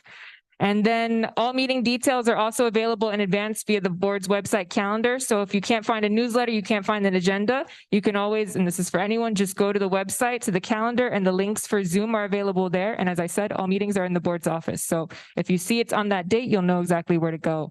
And then of the 3 projects submitted to the Fund for the City of New York's Fellowship Program on behalf of the board, we received a fellow for just 1 this year. The Arts, Culture, Technology Committee's project, which is a cultural archive and mapping project. Dustin will be speaking on that more soon. And just want to say thank you to Dustin and to the committee for their leadership on this. Yeah, great. The round of applause for everyone on Zoom. All right. And I have some meetings that I attended. I'm going to keep it short and I'm going to try to summarize. And Mr. Camacho also has his meeting, so I won't even mention the ones that he was at with me. But in short, as I mentioned earlier, it has been a lot to understand and navigate the new regulations around cannabis management. Just as an example, in October, we had 2 applicants on the agenda for that meeting until a new series of applications opened on October 4th, I believe, and it went from 2 to 10, could have been potentially 12. Any of the committee members could attest that that was a long meeting. And that is that committee also reviews liquor licenses still. So we want to be very mindful of that. And I've been working with the staff in the office, with the committee. Thank you to the board members, Mr. Kopp, to Tashana for really chiming in on how we can maximize our time and the space that we share. And there will be more on that coming forward. I've also spoken with colleagues from other community boards about this, and there are similar concerns. One district manager shared in Manhattan that they had 75 applications on their agenda, 775. So we are certainly dealing with a lot, but there are some boards that are dealing with a lot more. And so hopefully we will get a break in December and we'll see how everything goes. And I also want to thank Kim, I want to thank Adelina and Mr. Camacho, all the board members for their outreach for the CB4 Homeowner Resource Fair. The very first person that showed up, 93 years old, it was 5:45. And she was ready to get the information from the agencies. So I just want to say thank you for that. And also we spoke with Deputy Commissioner Jesse Hamilton from the Department of Citywide Administrative Services. We made sure to explain the situation with our lease and the fact that we were waiting for over 6 months for them to make sure that the law department had the appropriate approval for us to be able to get that process and to pay rent. And congratulations to the Bushwick Film Festival 2023. It's their Sweet 16 this year, and Kawebe Koti, the founder of the film festival, was there, and of course all of the filmmakers. It was at Borough Hall. The borough president hosted a lovely event where we were able to celebrate and kick off the festivities for this year. And for those that have been paying, I have a community council. The community boards, elected officials' offices are all a part of this community council. They will be providing updates as that project moves forward. I know Ms. Jackson, our transportation committee chair, has attended these meetings, Mr. Camacho, myself. These meetings are any board member that's interested, whether you're on the transportation committee, please let me know. I'm happy to make sure that you can be present for those. And as Mr. Camacho mentioned, we were present on October 27th for a walkthrough of the Broadway Junction J-Train rehab project area.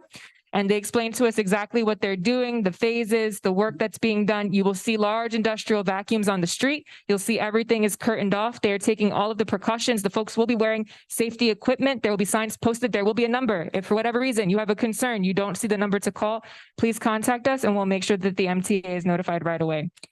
And I also want to give a shout out to Clean Bushwick Initiative, to the Bushwick Historic Preservation Association, and the South Bushwick Reformed Church.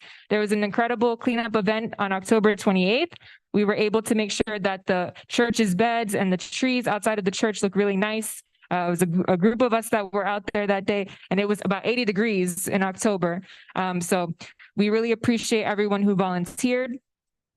And moving us forward, board members may recall the Living City Project. This is a city planning initiative to improve community board engagement and to support us by creating a toolkit. There are 10 college-age youth that are working with us. I want to say thank you to the board members that offered to be interviewed, as well as to our community partners that will be interviewed sometime between now and the beginning of December. And let's see, other meetings.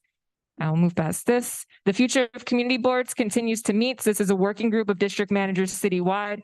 I'm always happy to share that there are only 3 boards in Staten Island, and for a long time there was no representation, but we finally have someone from Staten Island participating regularly. It's really great to hear from everyone about their experiences and to learn. I gave a lot of credit to my colleagues for helping resolve issues within this district because they show me and we show each other how to work and be more effective at what we do.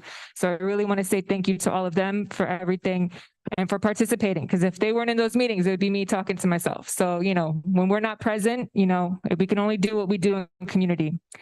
And let's see, on Thursday, November 9th, there was a district managers meeting at the borough president's office. We met with the chief of staff, Asher Freeman. Also present was general counsel, Greg Lewis. These are some names that we may remember as they previously worked with our borough president when he was our council member. They basically reiterated some of the information that was provided to Mr. Camacho in the chairperson's letter that will be going to Mayor Adams, and they specified how they would be operating and supporting the boards moving forward. There are still concerns about that. We will be making sure to discuss those, and we'll provide a briefing in more detail during the next executive board meeting. And And then also last Saturday, the Youth Power Coalition Advocacy Circle, I met with 2 youth, one high school senior and one college undergrad senior, to discuss their engagement. They want to encourage more high school students to join the community boards. And so I sat with them on a Saturday, I answered some of their questions, and they're looking to expand their coalition of high school age board members. So of course, for folks that remember, we've had one. And I called Peter and I was like, hey, Peter, it's been a while. I hope you haven't graduated college already, because that's quick. Time really flies. Because he was in high school when he was on the board. But he's actually a senior now in college. I just spoke with him today. He says hello to everyone. And he did agree that it was okay to share his contact information. So we will be supporting them.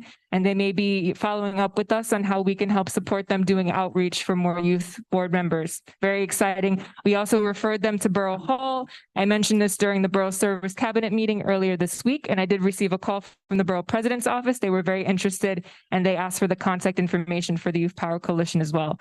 So who knows what the future will hold. The community board member applications are open, and I'm sure we'll hear more on that later. And I will leave it there. That concludes my report. Thank you, everyone. And moving us along, we have arts, culture, technology. Dustin.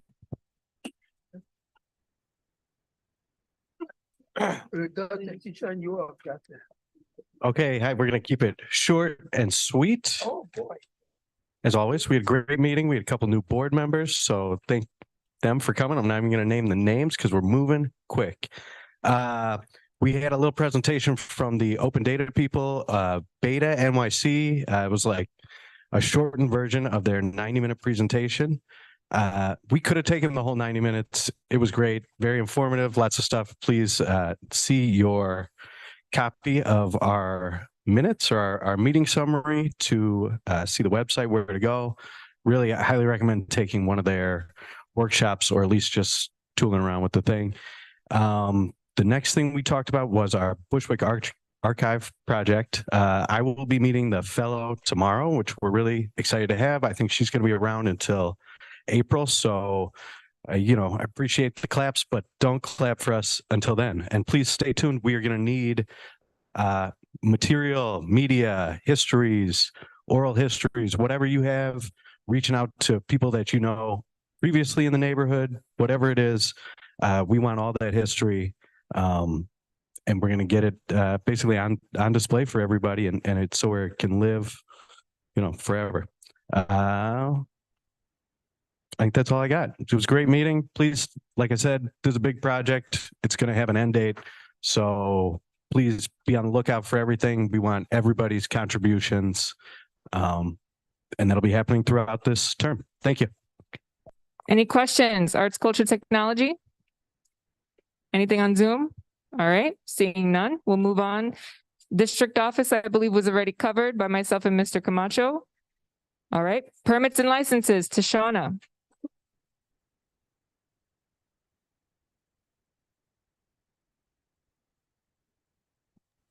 Are you there, Tashana? Oh my God. Yes, we hear you. Can you hear me? Oh. Yes, we do. We hear you. I couldn't get it. That's right. Give me 2 seconds, okay? Sounds good. Okay.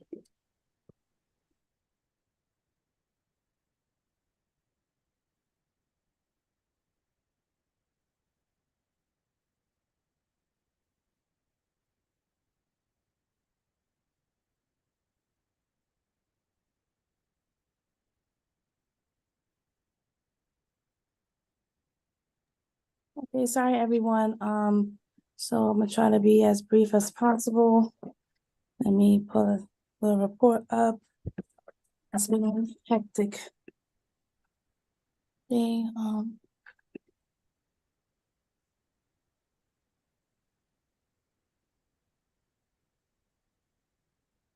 Okay, do I need to tell who was in attendance, or I could just jump straight into the meeting? Yeah, you can just jump. Yeah, you can just jump into like agenda item number 2 with the liquor license review. Okay, we have Formosa LLC 144 Evergreen Avenue, located on the corner of Jefferson Street and Evergreen Avenue. The establishment owner intends to bring Chinese cuisine.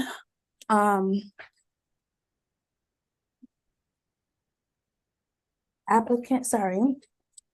Their intended liquor sales are Monday, they will be closed, Tuesday through Thursday from 12 p.m. to 10 p.m. or 11. And Friday through Sunday from 12 p.m. to 11 p.m. The applicants notify the committee of their intended live music hours, which is every Friday from 7 p.m. to 9 p.m. No outdoor spaces.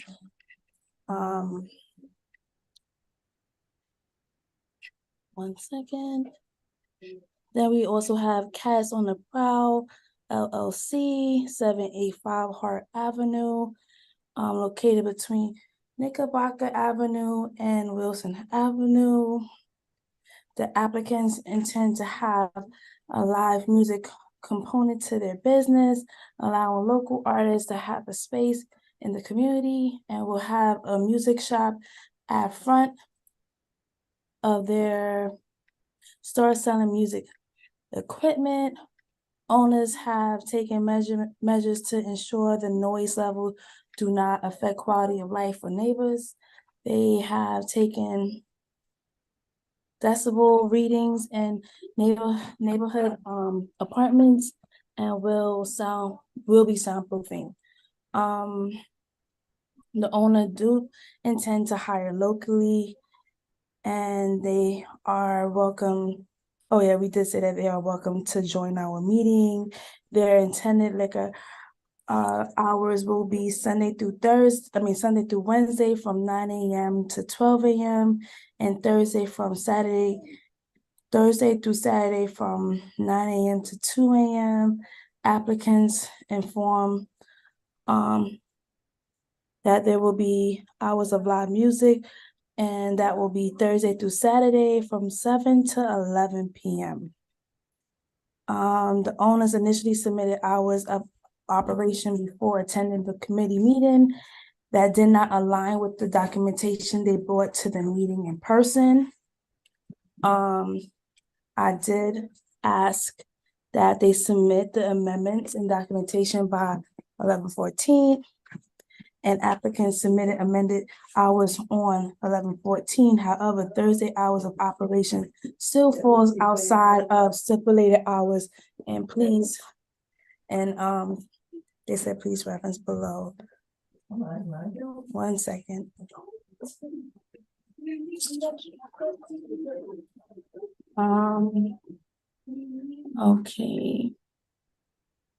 Okay, so yes, their hours still falls out of stipulated hours.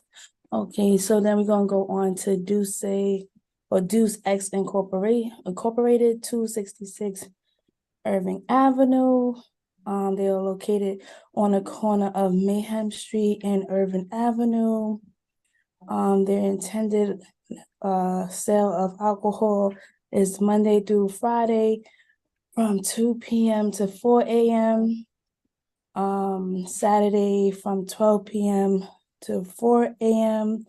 and Sunday from 12 p.m. to 12 a.m. No outdoor seating hours were listed. And they do have a sidewalk area within the property line.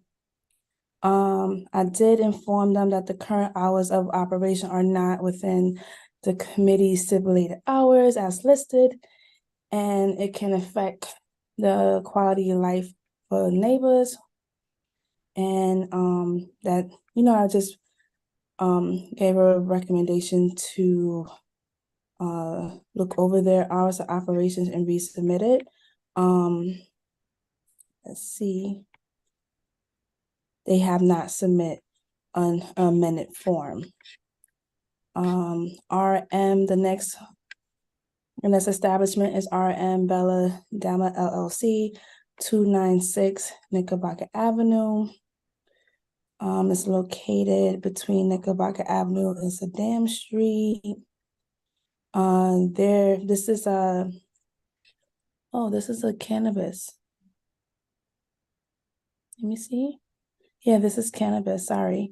And they are intended to their cannabis sales are from Monday through Thursday from 8 a.m. to 12 a.m., Friday through Saturday from 8 a.m. to 4 a.m., and Sunday from 8 a.m. to 12 a.m. Outdoor seating operates from 11 a.m. to 10 p.m. And just to give some insight to everyone, that even though they are giving us their business plan, that does not mean they will be allotted the space. This is also a lottery. The third, wait, this is something weird. Okay, then we have Jungle World LLC. We have Jungle World LLC, 25 Wyckoff Avenue, adult use retail dispensary located between Troutman Street and Star Street. This applicant is not a card applicant. And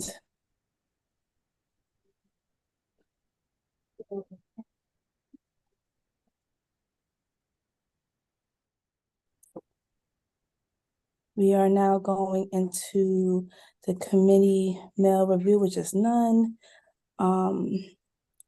Would you like to go over we're gonna go over the recommendation. So it was a motion from Eric. We can save, Tashana, we can save those for the recommendations portion that's coming up next. So I think that does that cover it for the majority of the meeting? Yes. Okay.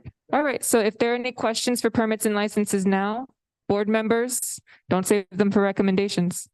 Any questions?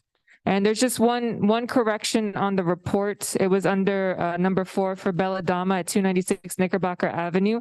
It's supposed to be their intended sale of alcohol hours, not cannabis. It was a typo. Okay, So that's why I was yeah. confused. That's why I got stuck and I Yeah. went back. I'm like, wait, am I seeing this? Yeah, correctly? no, that was a Okay. typo. They have a new liquor, wine, beer, cider license application. So Thank you so that much. was for 296 Knickerbocker. No problem. RM Bella Dama LLC. Okay. If there are no questions for the committee, we will now move on to recommendations. And we will start with the permits and permits and licenses first. If Tashana, you want to go ahead and read out the recommendations for permits and licenses? Yes, I will. 1 second.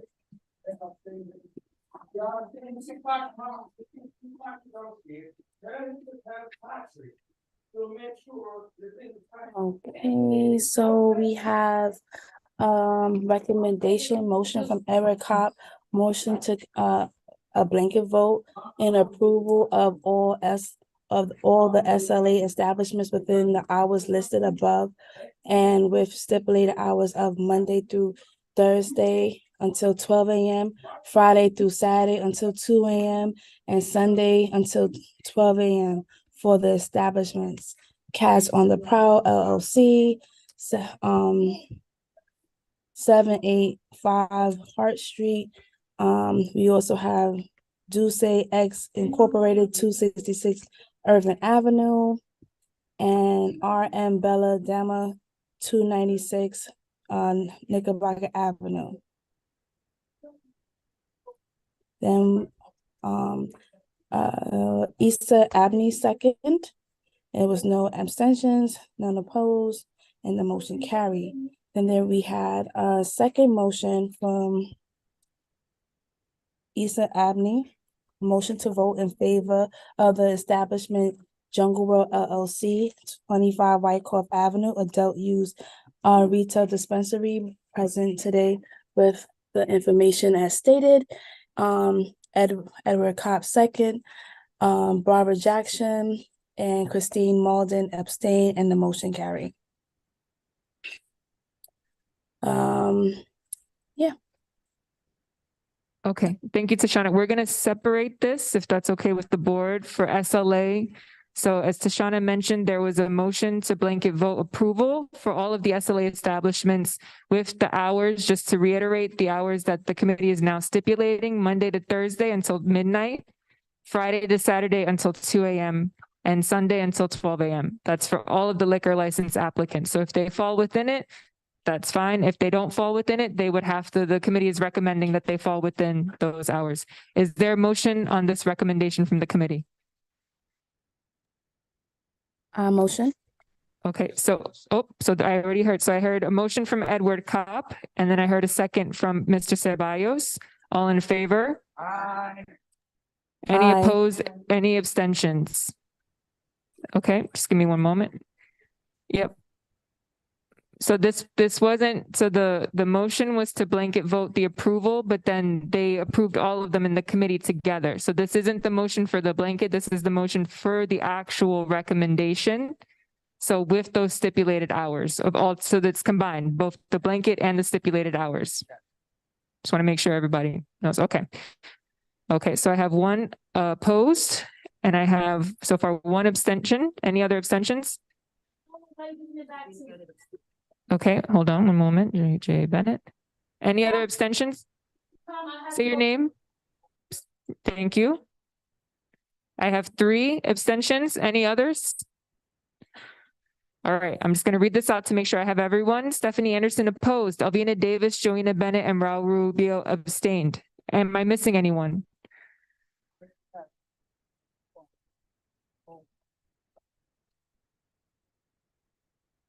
Because it's very close this evening, we now have to count to see who has signed in. I think we have a few extra board members here, but just as a reminder, abstain means no. So one moment, please. Abstain.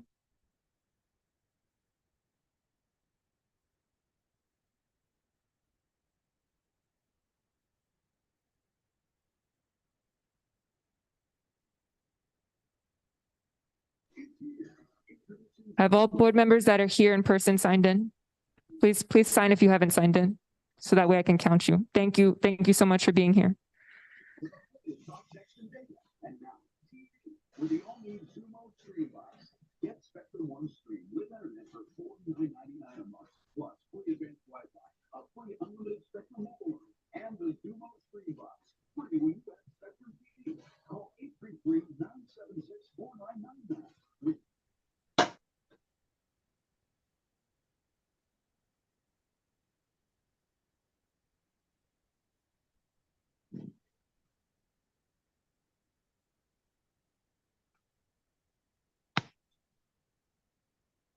Celeste, I'm not hearing anything. I oppose.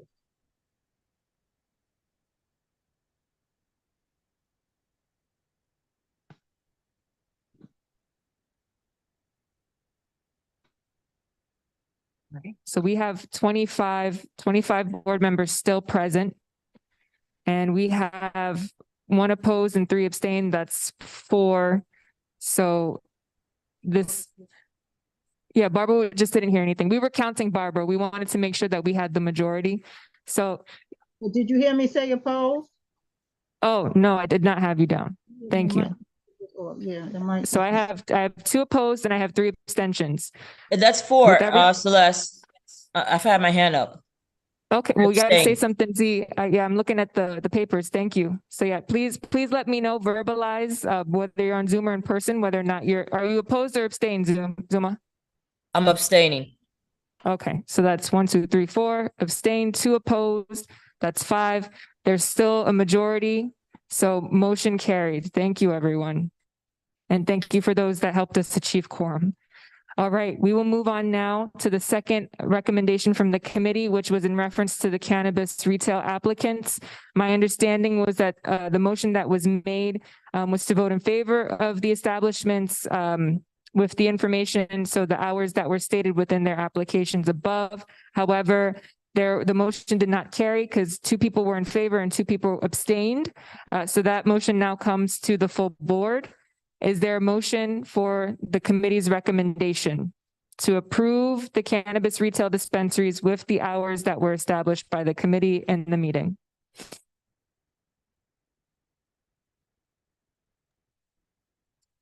Celeste, this is Ethan Abney. I'll put a motion. Okay, so Edward Kopp made a motion, Issa seconds. Agreed.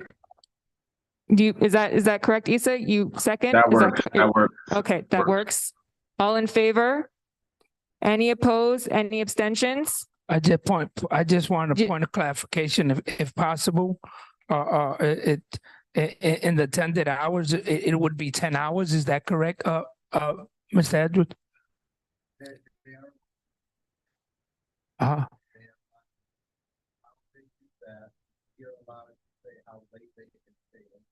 Yeah, but we got from 8 to 12 a.m. That's more than 10 hours. Right, so then we can pull that back. We must give them 7. Correct. That's why I'm saying we agreeing. Are we change? We're going to change these intended cannabis hours because you're agreeing to Monday through Thursday from 8 a.m. to 4 a.m. Friday through Saturday 8 to 4 a.m. Yeah. So first of all, Kim just had a point of information. It's 10 to 8, she said. So I'm not sure what you're looking at, Mr. Camacho, but she said that their hours are from 10 to 8. Okay. So this is for the one cannabis application that was being reviewed. So 10 to 8, right? Got it. It was a mix up. Yeah. Thank you. The hours are 10 to 8. We had a motion on the floor. All were in favor. Who's opposed? Okay, just give me one moment, folks, so I can make a record. Anyone else opposed? Okay, one moment. Stephanie Anderson. Okay, I need names. Okay. Millie, okay, one at a time. Millie Sandoval. Joanna Bennett. Joanna, okay, keep your hands up until I call your name, just in case I don't want to miss you. Joanna Fuentes. Kaisha Johnson. Vina Davis. Barbara Jackson. Annette Spellin. Yep, Nicholas Kaplan. And Manikiba, Aline. All right, just give me 1 second. Is that everyone in person? Did you hear Raul Rubio? Okay, hold on. I'm doing a post right now. So only a post. Okay. Are you opposed, Eliseo? Okay. All right. Just one moment. We'll get to the abstentions. Okay, Asire, thank you. All right. So I'm going to read out this list just to make sure I have everyone in person that is opposed. Christian Celeste Tate, Stephanie Anderson, Millie Sandoval, Joanna Bennett, Joanna Fuentes, Kaisha Johnson, Elvina Davis, Barbara Jackson, Annette Spellin, Eliseo Ruiz, Bakiba Brown-Elaine, Nicholas Kaplan, Asire Polite. Did I miss anyone in person? Opposed. Okay. Anyone opposed on Zoom? Barbara. Okay. Okay, Barbara, you're opposed, and Zuma, you're opposed as well? Yes. Okay. Jerry too. Okay, Jerry. All right. Anyone else? Anyone else opposed on Zoom? All right, abstentions. Raul Rubio. Anyone else abstain? I don't hear any voices, so I will go ahead and do the count.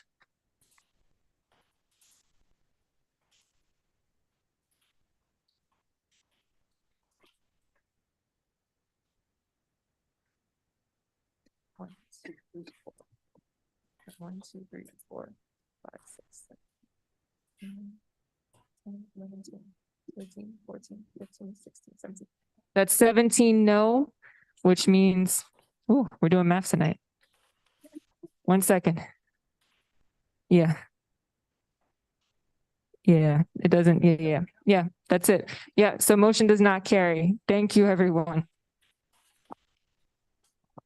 Motion does not carry, and when they go to the dispensary, is a possibility that they're gonna give them the hours of operation that they want, that you guys didn't put it, that you got them put it, but they would normally listen to us in regards to the 10 hours. So since y'all want more cannabis, we'll have more cannabis 3, 4 in the morning. Yeah, so does anyone else want to make another recommendation on this particular application? So. All right, hearing no other recommendations, we'll move on to the This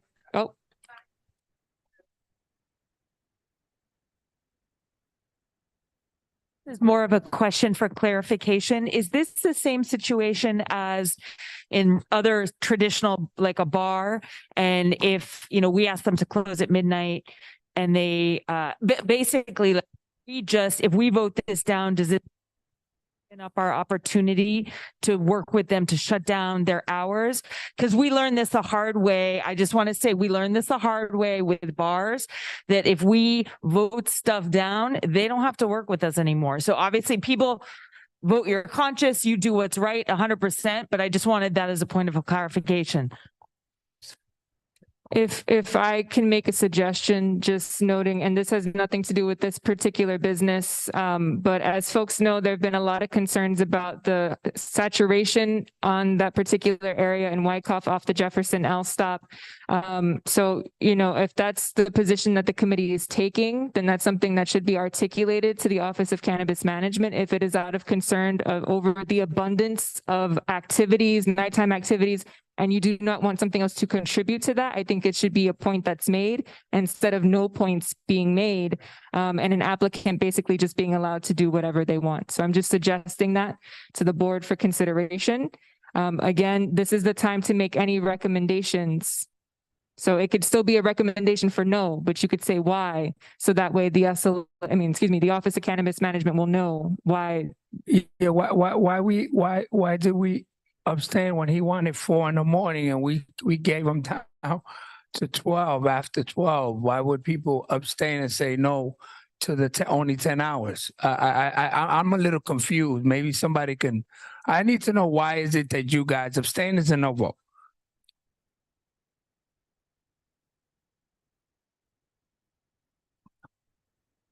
Okay, yeah.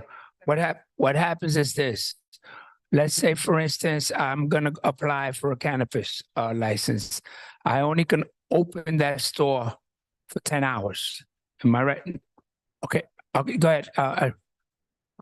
70 hours a week. Anyway, no worries. Okay, thank you. This is Edward Cox, Community Board 4. So this is how it's going to work for the community board.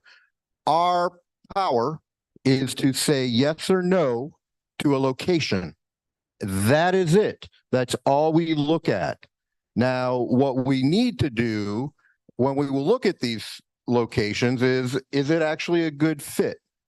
That what we can also do is locate other areas besides churches and schools that include parks and recreation, or churches that use areas that are only being used by children or community organizations. And those can all be designated just like a church or a school. And we can make sure that things are being pushed out into an area away from where children or family activities are going to occur.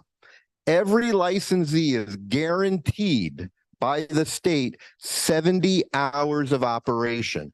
And that can be 10 hours a day, 7 days a week. That can be 12 hours a day, 5 days a week. What we have influence over is saying we don't want 24-hour stores. We don't want 4 a.m. stores. And we're not okay with 2 a.m. stores. That as a community, what we can say is midnight, boom. We don't want to see you guys open after midnight. If you want to open at 8 a.m., because I'm going to tell you, I'm up every morning sitting on Wyckoff, or actually I'm on Myrtle now, and the Bushwick Breakfast of Champions is caffeine and cannabis. I'm just telling you, this is what I watch every morning. So there are people who are going to want to open at 8 a.m. Okay, and they have the right. Now we can say, we don't feel comfortable with 8 a.m. We also have that right. But the OCM is only going to take that into consideration.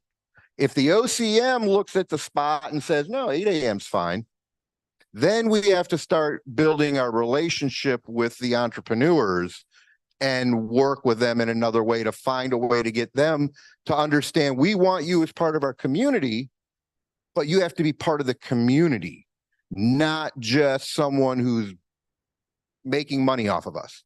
Any other specific questions about how the licensing or? All right. Thank you, Mr. Kopp. Yeah, we'll pass the mic around. We have multiple mics. Oh, no.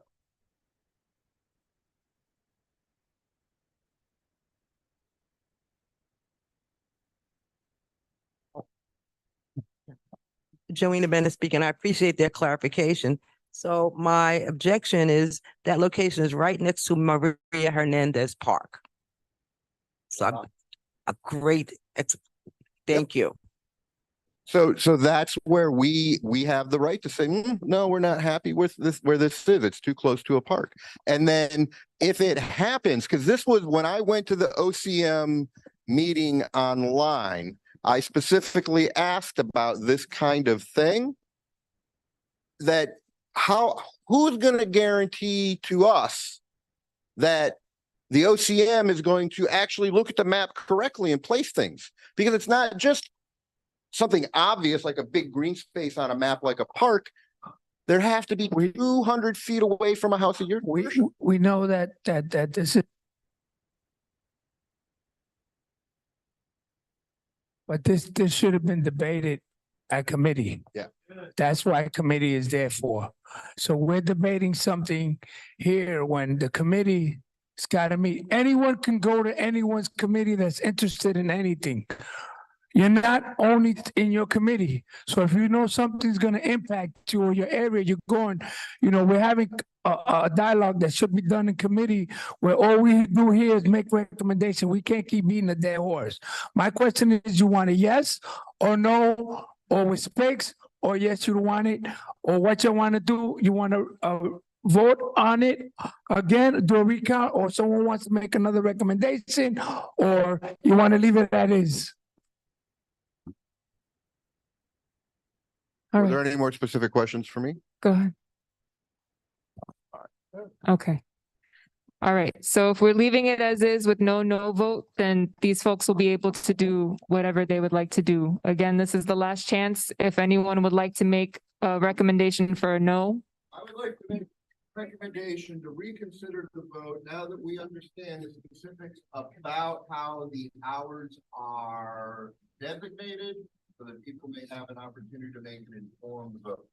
This was a recommendation to reconsider. There's a second that was from Edward Kopp. There's a second from Cecilia Fabian. All in favor?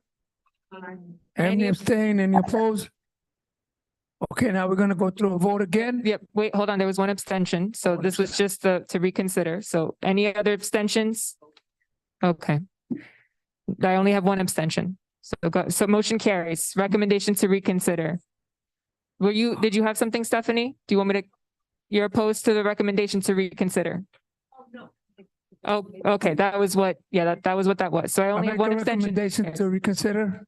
No, we already did. That carried. So are we now reconsidering? What are we reconsidering? I make a motion that we reconsider the vote, take a new vote on whether or not you recommend the location with OCM. Based on the committee's recommendation. Okay. The second by Felix Ceballos. So for folks, in case you missed it, the recommendation from the committee is now being voted on again after folks were able to better understand the board's role. All in favor? Aye. Any opposed? Okay. Kaisha? Anyone else opposed? On the same recommendation from before that did not pass after the board better understood the role. Just the one cannabis retail license location on Wyckoff, correct? Okay, Christine opposed. Yep, so, okay, we're in the middle of a vote, Raul. What's the point of order? Are we voting on the same recommendation? On the same exact recommendation. Sounds a little bit different. He was talking about the OCM location, having OCM look at the location as opposed to just the hours of operation. Okay. Okay, so Edward saying, so Raul was asking if Edward changed the recommendation. Edward has stated that the recommendation has not changed. Is that a correct depiction? The recommendation has not changed. It is the same recommendation that was voted on before. I have 2 opposed. Any other opposed? Stephanie Anderson. Any abstentions? Okay. Okay, Alvina Davis. Any other abstained? Okay. So opposed, Kaisha Johnson, Christine Malden, Stephanie Anderson, abstain, Christian Celeste Tate, Alvina Davis, Raul Rubio. Am I missing anyone? Can I add to my We're almost, sorry. If there's no one else, the motion carries. Thank you. Mr. Camacho.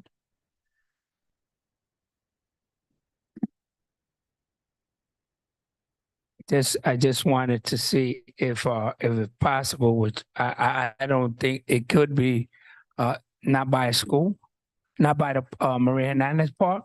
So if possible, if maybe we could just. So this is on Wyckoff between Troutman and Star Street. So it's not directly adjacent to the block. It's like a block and a block away, a block and a short block away. But there's a school there, 1, 2, 3. On Irving, yeah, on Irving. So again, it's a block away. The committee just passed a motion. If there's another motion, now is the time. Yep, go ahead, Christine. We need the mic for Christine.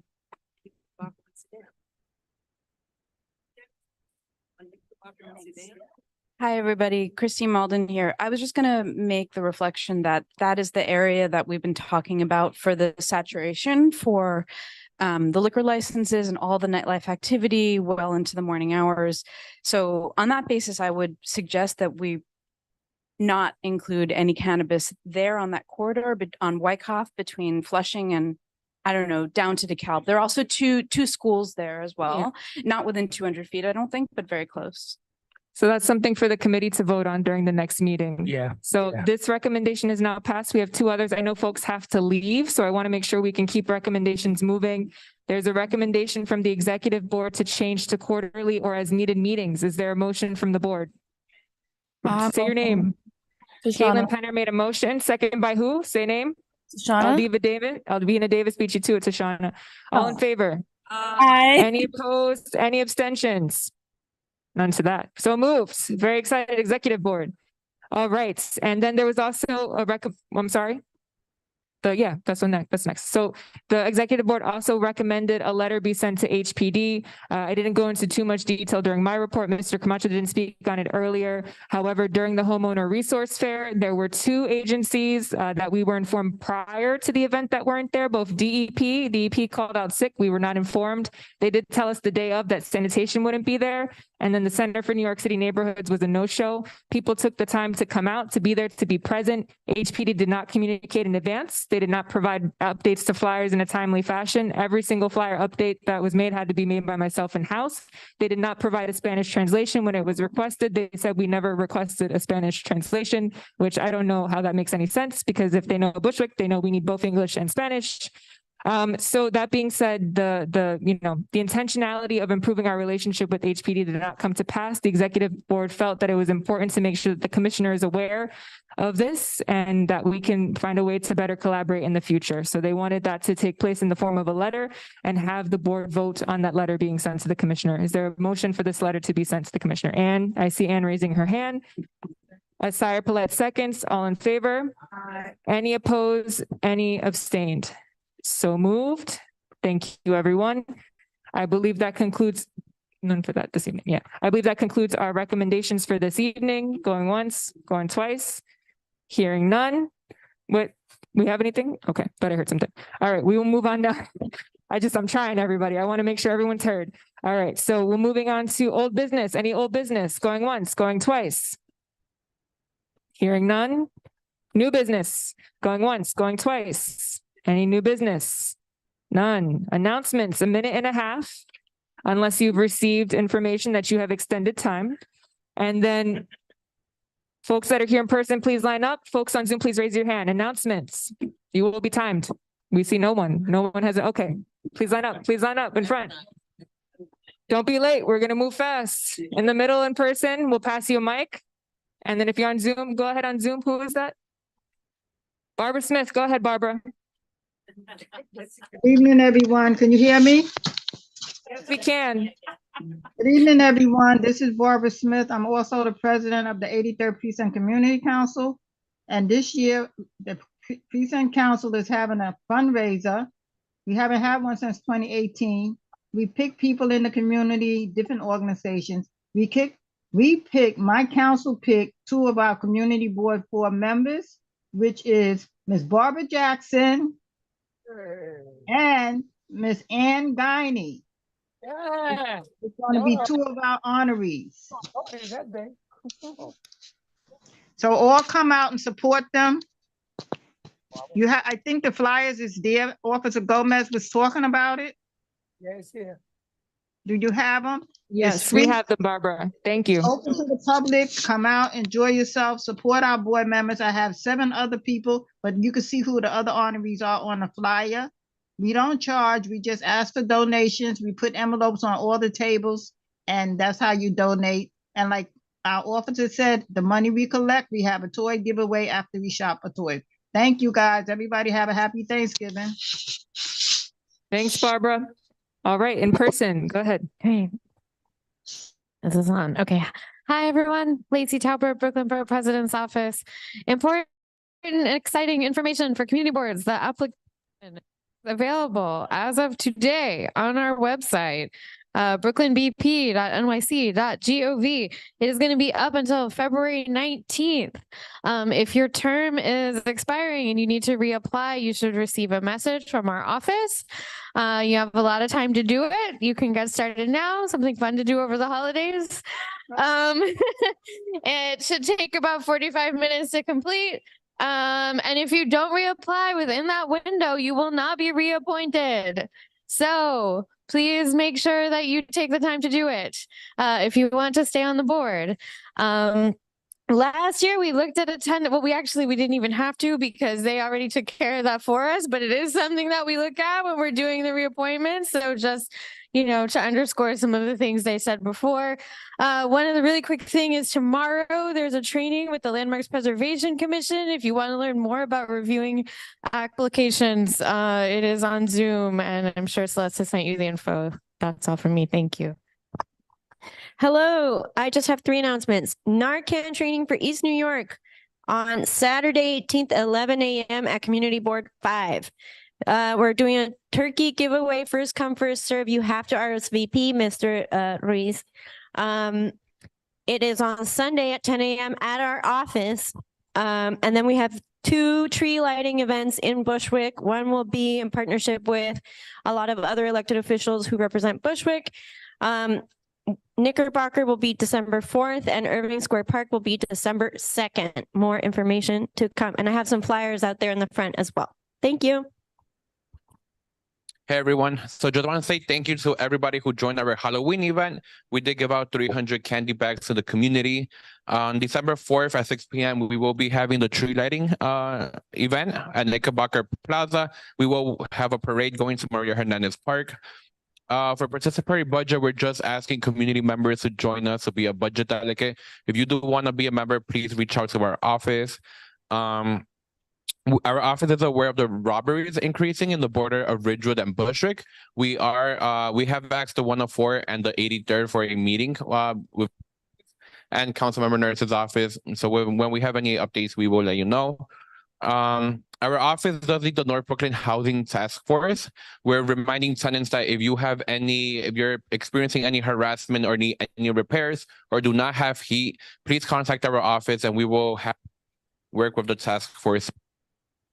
We've also noticed that having issues with HRA benefits such as food stamps, Medicaid, one-shot deals. If you know anyone who's experiencing these issues or having problems, please reach out. We have been resolving a lot of these cases now. Thank you. You can reach out to our office at 718-963-3141, or you could email me at jmayancela@council.nyc.gov. 718-963-3141. 718-963-3141. Hi guys. Community Dialogue NYC is going to be having a Friendsgiving, fifth annual Friendsgiving, which is basically a community potluck. For any community member is able to bring food. It's going to be on Halsey and Wilson. It's Halsey Park. as how we know it. The forgotten park for me is like that area has been forgotten. And I just want to provide people with clothes, whatever we can provide them with. So anyone is more than welcome to. It's going to be November 18 from 11 to 1 p.m. You're more than welcome to come by and just share some time with the community, help us feed the community, and help us clothe and give out whatever we have for them. This is the time, the season where we need to join together and work together. And even if it's just a hot meal, you know, my heart is for the homeless. There's so many homeless now, right now. So we could join together and you guys can meet me over there, whoever it is. If it's just one or two people, if you could prepare a meal and donate that meal, that would be great. You know, that could go and benefit someone. And whatever's left over, we're going to drop it off in the shelter. So it's not going to go to waste. So November 18 from 11 to 1. Thank you. And it's also, I'm sorry, Reynoso's office is providing us with the food. So I want to give him thanks because if it wasn't for him, I don't know where I would have got it. Thank you. Urban Square Park on Halsey. All right. Go ahead, Cynthia. I don't know if everyone could hear me. Yes. I just wanted to let you all know that we are getting a family enrichment center in Bushwick. I shared the job descriptions with the community board. We are hiring a site director and a community liaison individual. So if you are interested, please send your cover letter and resume to me. The job description is also with the community board. You could also see it at the coalition website, or feel free to email me and I'll send that to you. We would love to hire from the an individual from the community who understands the work. And if you have any questions about the Family Enrichment Center, feel free to reach out to me as well. I saw the guys from Thank you, Cynthia. And Noel, go ahead. Hi, everyone. This is Noel Elaine from the Bushwick Star Theater again. Just a brief update on our work on our new location in Bushwick, which is at 419 Eldert, right off of the Halsey stop on the L train.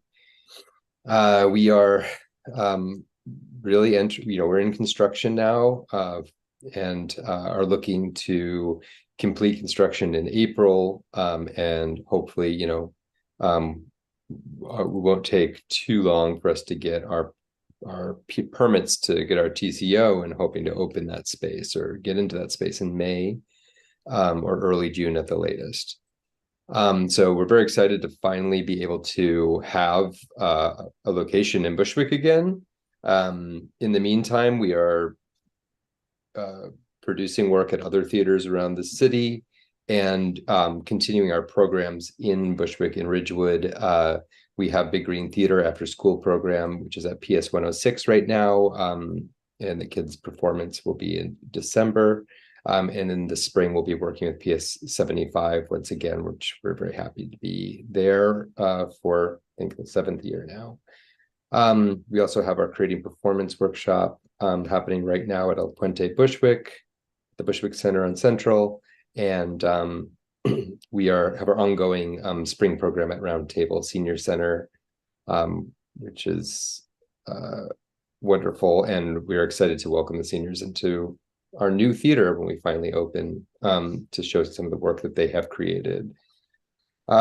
So again, we will be in the spring at 419 Eldert. And again, if you want to reach out to us, my phone number is 917-620-8546. And you can reach me at Noel, Noel, at thebushwickstar with 2 R's.org. Thanks, everyone.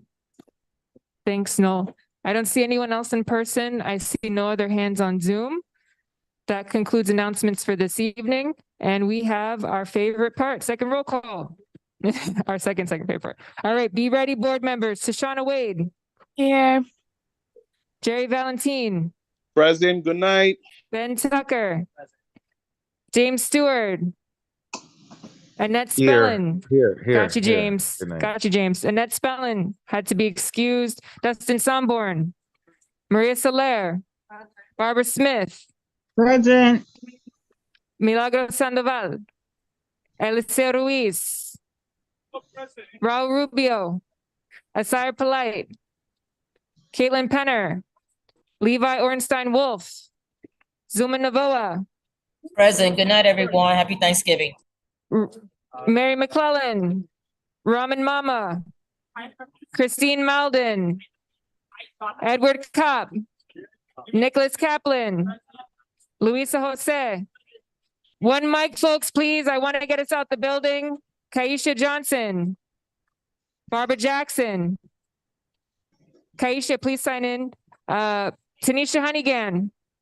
Present. Happy Thanksgiving. Thank you. Ann Guiney, Christopher Graham, Joanna Fuentes, Freddie Fowler, Cecilia Fabian, Jasmine de Santiago Diaz, Alvina Davis, Christian C. Tate, Felix Ceballos, Robert Camacho, Raul Brown, Makiba Brown Elaine, Joshua Brown, Joanna Bennett, Stephanie Anderson, Isa Abni.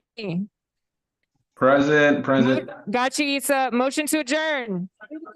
Alvina Davis makes a motion to second. adjourn. Is it? Issa second. Joanna Bennett seconds. All in favor? Aye. Any opposed? Any abstained? So moved. 8:25. A record. Good night, everyone. Good night, everyone. Good night.